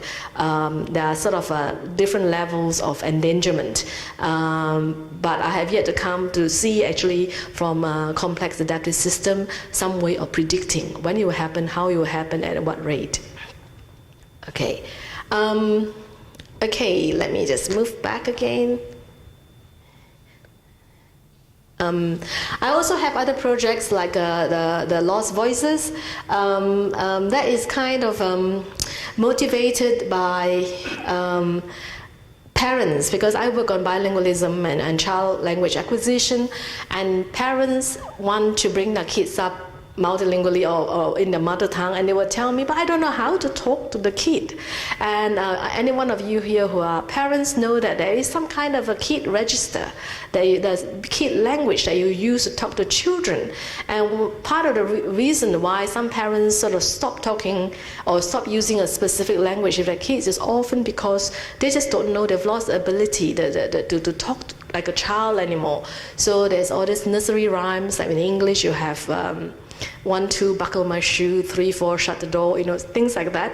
They're all this, you have this is universal, you have them in every single language. So we've gone around collecting nursery rhymes from all over the world, and what we're trying to do is to Halina is going to visualize it by correlating the language with fabrics, and this will be a tactile project where you will touch the fabric and then it will speak back to you. So the data collection process is completed, so we are now looking at the visualization part of it. Okay, and then just one last project. This one is completed, that looks at identity. Here, I've got some information here that you can take away with you. And also there's a link there. It's on my website. If you go to the website, you can click on the link. And this is a touch screen project where you can touch. And basically what you do, I won't have time to show you. You can look at the link yourself, and you can create your identity. You can find out, there's two ways. One is to guess the identity of the person, and you get to see whether you're right. And the next one is that you create your own. And there's a bit of a creative tension here. My co-researcher, Halina, her aim is to create a profile of an identity that can be put on social media. And I just can't imagine why would you want someone to know your identity like that. But apparently, yes, our young people, that we've done some preliminary research, our young people have no qualms about letting people know. Maybe this is the kind of a new Facebook generation. I mean, for me, I wanted to convert this into something abstract, like colors or, I don't know, shapes. But apparently, our students sort of spoke. They actually don't mind people knowing. So I guess this is a generation gap here. But this is the next stage. We don't have the money to do it. I'm fast running out of money now on this project. But I'm still amazed that we managed to populate this cluster with so many projects as if $200,000. And I have to thank our Dean of College, who is not here, for his generous support of the project. And we also have one on language and emotion, which is what I'm working on. And the way we do it is this multidisciplinary way where I first go and do the research, the linguistics research, and then with the linguistics research, I present it to my collaborator, Halina, or my other collaborators in the university, and they try to visualize it. All right, and some of you probably who work in the museum knows how hard it is to visualize language. If you go to the ACM Museum, Peranakan Museum, and you want to listen to, say, for example, Peranakan Malay, the only way you can do is click on a video file, or you pick up the telephone and pretend that you're calling somebody and you hear it, all right? We are trying to do something beyond that, to try to make language a little bit more engaging. Now, whether that will actually help in preserving the language, I don't know. But the fact is that once language is lost, there has been a lot of research now on revitalization. But my own personal feeling is that once it's lost, it's gone. All right. There have been people who cite successful attempts, but when you look at those, for example, Gaelic, all right. But when you look at those cases, they struggle, all right. And language can never be fully revitalized to the, it's like trying to revive Latin. I mean, which is why I think there is such a pressure now on all linguists to actually pitch in and help with the preservation of languages. Now I have a lot of slides that deals with methodology and how these research classes try to bring people together and the way we work to create new research, but I'll leave it there. I just want to end by saying I guess I don't want to push my case so much, but really if you think about it, a lot of what we think of heritage, all right, is about communication. It's about communicating an idea, communicating a story, communicating a past, communicating memories and thoughts. And none of this is actually possible if you don't have a language to do it in. All right, and there's nothing sadder for me than to talk to people who have an awareness that the language is actually passing out. If you look at the two, in our work on Singapore Voices, some of the very poignant moment was our interview with a Tamil school teacher, a retired Tamil school teacher who was really aggrieved that his own grandchildren do not speak Tamil anymore. And someone earlier talked about how when we think about Singapore, Khiun talked about, when we talk about Singapore heritage, we sometimes only think about it in terms of Chinese heritage. This is absolutely true because there are other heritage. All right, they are the Peranakan Malays. They just don't speak the language anymore. It is dead. All right, most Peranakan Malay or Baba Malays, as we call it, they speak English now. All right, and many young Tamil speakers just speak English. All right, of course you can't say that they have no heritage. All right, they have some heritage, but the heritage is a different one, and the issue is, why lose the one you have? Why can't you have both? All right. So with that, I'll leave this as an open question. And again, as the last speaker, I'd like to thank Andrea and Khiun for their meticulous organization. Thank you. Yeah. I have brochures here if you want to have a snapshot of the projects. Stay on stage. We have 15 minutes for a Q&A, so perhaps I could invite the rest of the speakers to come. Do you want me to hold it?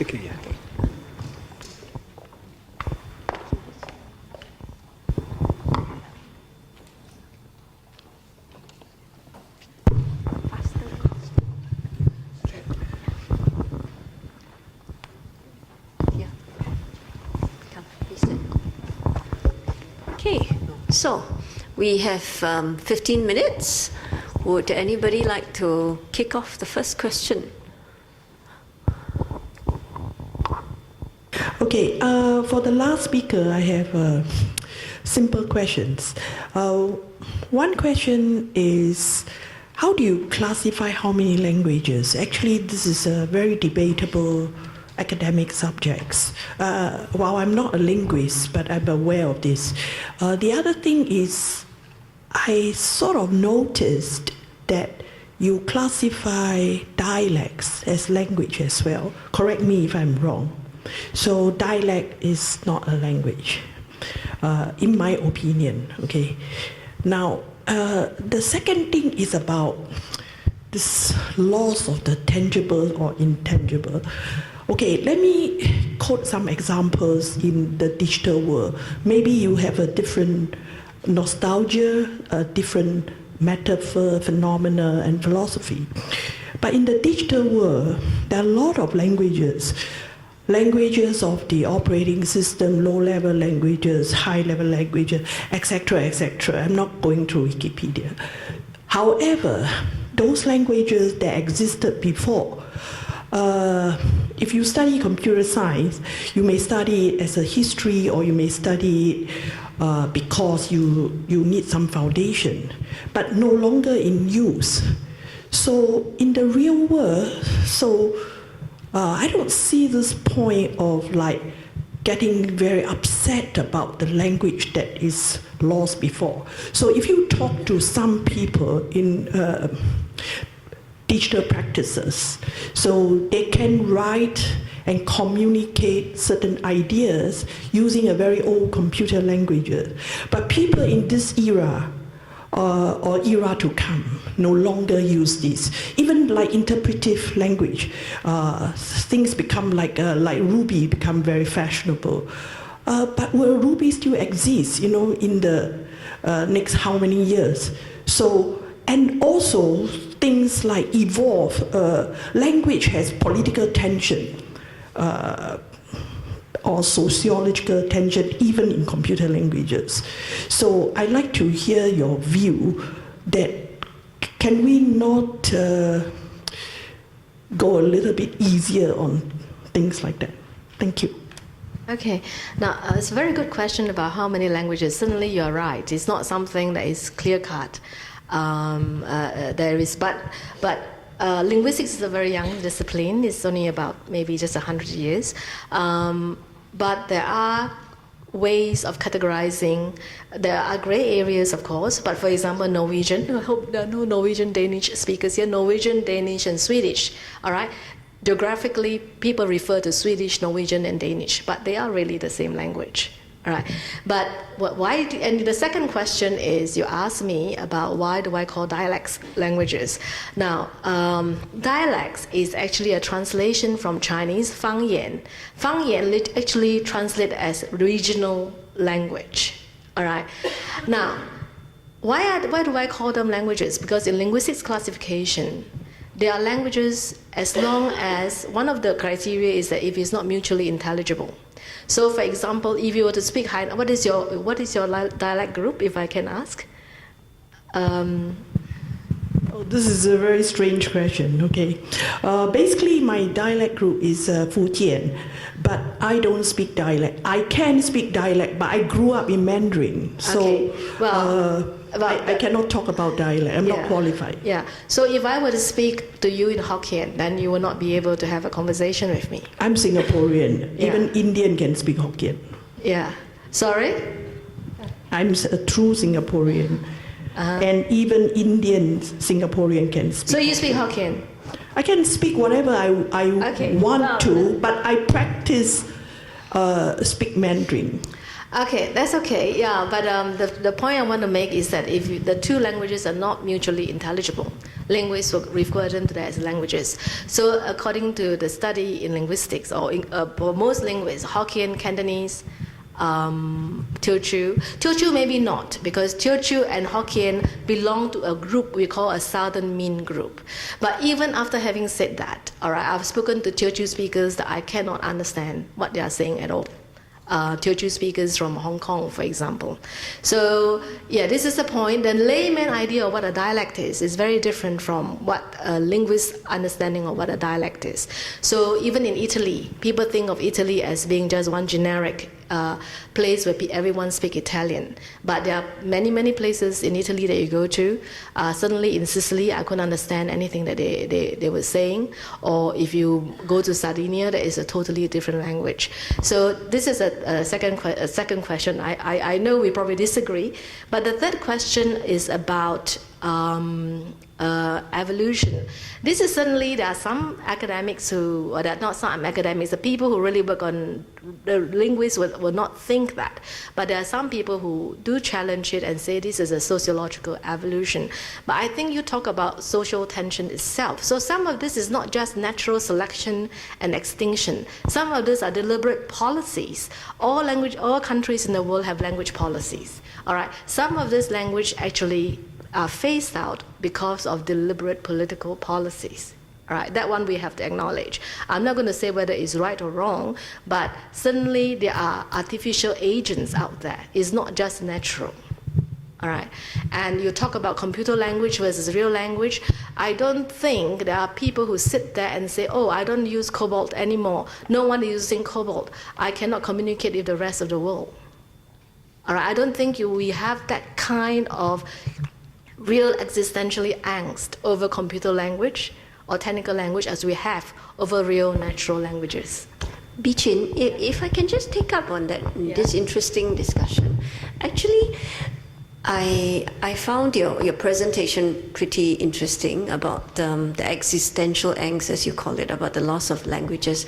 But I wonder if other panel members also feel, don't you think that given the advent of technology, we are actually at a good point where we are able to bring things to bear, to save languages, to resuscitate them, to translate them for a newer generation to understand as well, given that there is so much available technologically? I don't know, Vipin, what do you think you've had? I just want to, I'm not a linguist and I'm not an academic, so I'll just speak from my own experience. I think one of the things that was mentioned earlier, and this is something that we actually encounter in our project, is that for a lot of these elderly folks, they can't really speak or share their stories with you in Chinese or in English, right? So what they do is we actually get interviewers to interview them in their own dialects, what you call them, okay? And I think it is important simply because, like what Bichin has mentioned, is the whole idea of communication and the whole idea of that they have a place to play in this society and their stories and their memories matter. So I'm not here to say that we would revive the language. I'm not in a position to say that, but I think it's important to capture these stories in their own language and to have the capability to then, if not preserve them, then at least translate these into languages that the present day generation can understand, so that you actually appreciate what your grandparents have gone through, you appreciate the contributions that they have made. And I think like what Chee is mentioning, there are tools today in terms of technology that are able to help to do this in terms of the translation. Will that preserve the language? Perhaps not, right? Probably not. But it doesn't mean therefore that as a person who can speak the language and only that language, you then lose any value in terms of what you've done, in terms of what you've gone through, and in terms of what you have to share with future generations. And I think, yes, in a way, technology has helped us to kind of bridge that gap. And this is something that the project is doing. In fact, it's kind of interesting. You talked about this whole dialect and this whole idea of these indigenous languages, because we actually are embarking to try to capture a lot of these stories and to build what we call the multilingual map of Singapore. And there are a lot of places and there are a lot of terms that these elderly folks use that probably are not used today to describe certain places in Singapore. Like for example, what's that called? 四马路, you know? And you can't find this in the map today, that it doesn't exist, simply because it's used in their own language. But then they have quite strong attachment and associations with that, and that's what we want to capture. Just a very quick comment. This may be of interest to people who work on complex systems, and this is to do with the fact that why are we? Yes, you can accuse linguists of being romantic and idealist. Why are we clinging on to diversity? But this is an interesting observation is that in the world, the linguistically most diversified regions also have the most biodiversity. All right. So there is a correlation. The correlation doesn't mean that it's a cause, but there is certainly something about diversity that creates some kind of that goes. The language diversity and biodiversity actually goes together. And also, if you look at the cities in the world, the most diversified city tend to be city that has a most vibrant level of creativity. So on this very remark, may I ask how many languages are spoken in the Amazon region? Because that's deemed to seem as the most biodiversified places in the world. I don't have the finger at my fingertips, but there are quite a huge number of languages, but certainly not as diverse as Papua New Guinea, which is known to be the most diverse, linguistically diverse area in the world. All right, but the Amazon region certainly has many diversified languages. Okay, perhaps we can move on to another question. Maybe the lady at the back first, and then I. Hi, my name is Gail. I'm from MCCY. This is about the Singapore Memory Project. I'm very impressed by what you guys have done. And obviously, I think one of the things that came across strongly is that there's a lot of potential in social media. But there's also something that I recognize about social media, and that is, for lack of a better word, it's a bit occasional. You put something out there, there might be a big spike in traffic on that day when you put it out, and then after a while, attention might dwindle. Even websites, need constant refreshing and updating to attract a continuous stream of visitors. So, for the Singapore Memory Project, are there any plans to archive and to create all this, masses of content that you've accumulated beyond the shelf life of the project, to make it into a more systematic compilation? I think one of the things that struck me is that what the National Archives does for sound and for video, for audio recordings, is very, very valuable for future generations.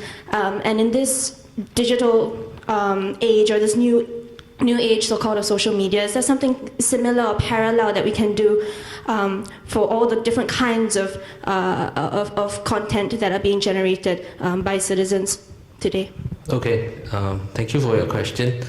I think what the project strives to do is that I won't go into the whole discussion about rights, about what you post on social media and who does it belong to, but I think there is a concerted effort at the project level to actually harvest and to capture all the sharing and all the documentation, all the comments that have been taking place and all the contributions. The portal is one way where we organize the content, but we do recognize that, like what I was mentioning during my presentation, if you take a look at Facebook, if you harvest each individual comment and you put it into a database, and if you take a look at each of the comments, it doesn't really make any sense. It is when you look at it in totality that it actually informs and it gives you a sense of what people are discussing and what they're talking about. So what we've done, besides the very technical process of harvesting and archiving all these comments, is to try to get people to look into this content that we've collected, right, and to make sense of it, to come up with showcases. We've done this in the past based on our own efforts. We've kind of come up with publications, we've come up with exhibitions, but I think the ability of the team is quite limited because of its size.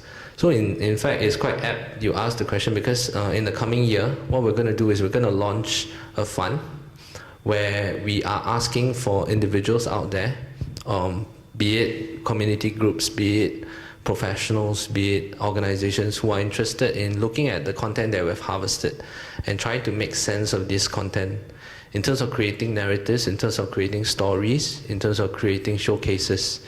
And what we then will strive to do is to provide some form of support, be it financial, be it resources, and to then use these showcase products to share with the rest of the population. So that when you go into our database today, you would see like more than 300,000 entries.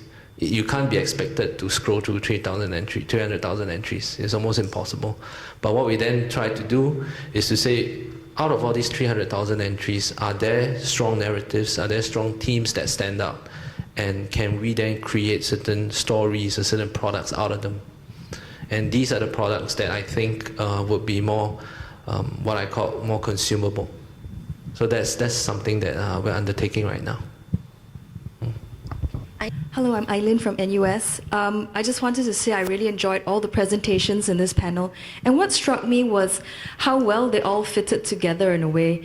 I liked Khiun's presentation where you compared the modes of the past and the present, because I can see that happening with the Oral History Center and the Singapore Memory Project. They're like two different generations of trying to do the same thing about recording oral histories in a way. Bichin's presentation reminded us of these languages that we're losing. I think the Oral History Center, because you started so early, you have that advantage of having been able to capture the memories, voices, and languages that were spoken from the 70s onwards. And trying to do that now is harder because lots of that generation are no longer with us. I think it also struck me to think about, pushed me to think about this idea of translatability. You're talking about translating something for the younger generation to understand, which is very important, but also the nature of untranslatability of language to some extent, because there'll be sentiments, emotions, feelings, the nuances of words that are untranslatable in certain ways. As we know with our Singlish or our local patois, there are certain things that you just go for a Singlish word because you can't express it in that, say, with that same feeling in standard English. So there's always the element, and as Weepin was saying, you're trying not to develop a map, right? This map of the old vernacular, colloquial names, which have feeling for people, but similarly with other kinds of expressions in vernacular languages. And those things are untranslatable, and I guess you're recording them so that they're not lost as well. They're also being transmitted. They're still being used in our society today. I guess this brings me to a question for the Singapore Memory Project. And it's great that you're reaching out to the people who don't go on the internet, people who are not fluent in English, to actually record their memories. In what form are those then archived and made accessible? Are they in the form of oral recordings, like with Oral History Center, or do you translate them into some other form? And I think that one of the beyond just a documentation or recording of memories, what that does is, because you're reaching out to people in their language, and you showed the example of the old lady who brought her photo albums and she was so excited, that there's that social connection you're making with people who may feel that they've been kind of shut off from mainstream society for a long time, because our main languages now are English, Mandarin, the official languages, whereas they feel most comfortable in their own dialects and vernaculars. And so being able to reach out to them and hear their stories in their own language makes them feel that we care about them and that they're a part of our society, which they are. But for a long time, they may have been overlooked and forgotten, and they may have felt that they have been overlooked and forgotten, maybe even like those stall vendors at Sungai Road who feel that their time has passed.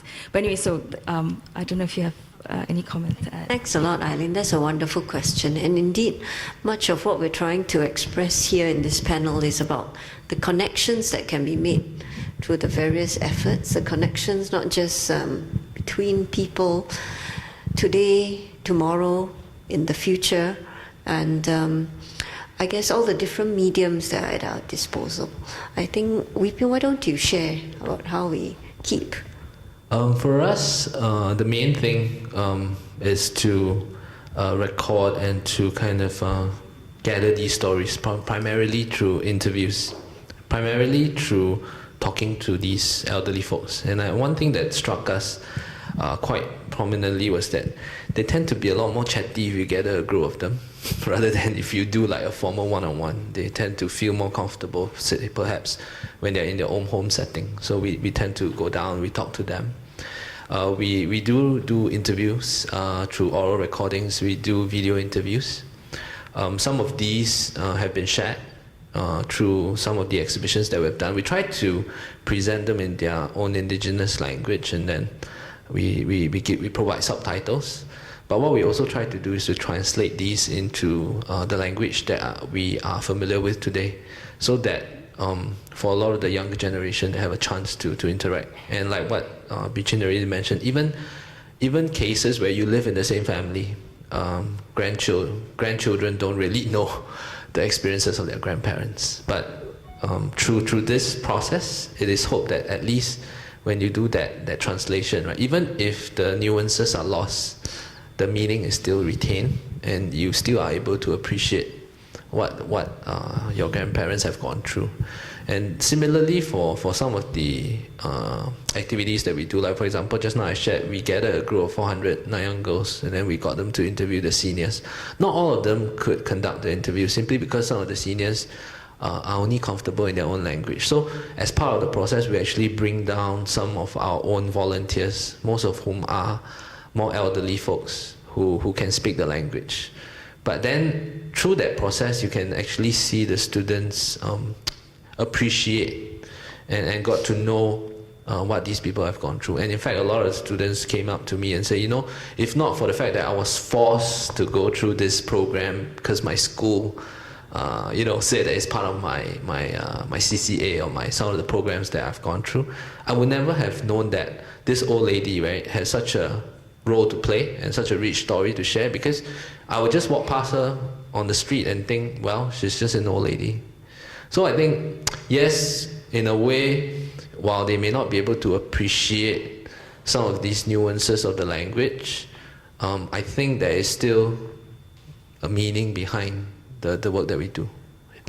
We've had a lot of sharing from this side of the panel. So before we wrap up, since I see I'm being waved at, maybe Khiun, would you like to share some of your thoughts, you and Julia, about how you feel about the translatable and intranslatable parts of language?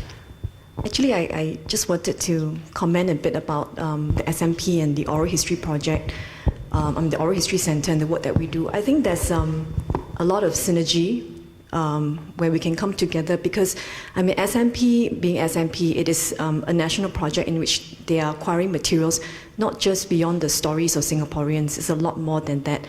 And for us at the Oral History Center, we're also collecting Singapore memories, now, no doubt maybe of a different methodology, because we really want to capture really more in-depth stories. But when you put us together, ultimately it is stories of Singapore, and what we want to do is to preserve all these stories for the public to be able to use it, whether it's now or in future. I mean, on the point of translation, I think it's also a dilemma that we face in the Oral History Center. We have two projects. One is the Communities of Singapore, the other one Vanishing Traits, where there are quite a number, in fact a large number are in dialects. So, I mean, increasingly we have gotten inquiries, especially from researchers, even people from overseas who wants to use these content, but they can't understand the dialects.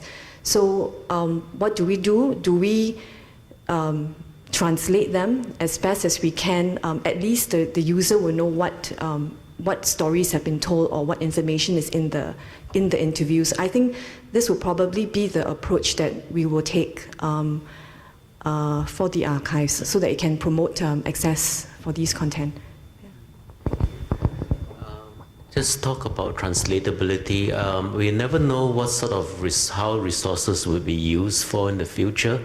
I do also monitor the kind of popular culture scene in Singapore, and increasingly I think young people are having an interest in Chinese provincial languages. I don't want to call it dialects, and that I think what the SMP and the other library is doing would be important in giving them, you know, at least this option of, you know, using these resources and helping them to translate it, helping them to connect with different generations. Yeah, that's what I guess. All right. So, thank you very much, everyone. I think this brings us to the end of our panel, and I'm sure panel members will be more than happy to talk with others outside after Andrea gives us his closing remarks. So, thank you. Please join me in thanking our panel members.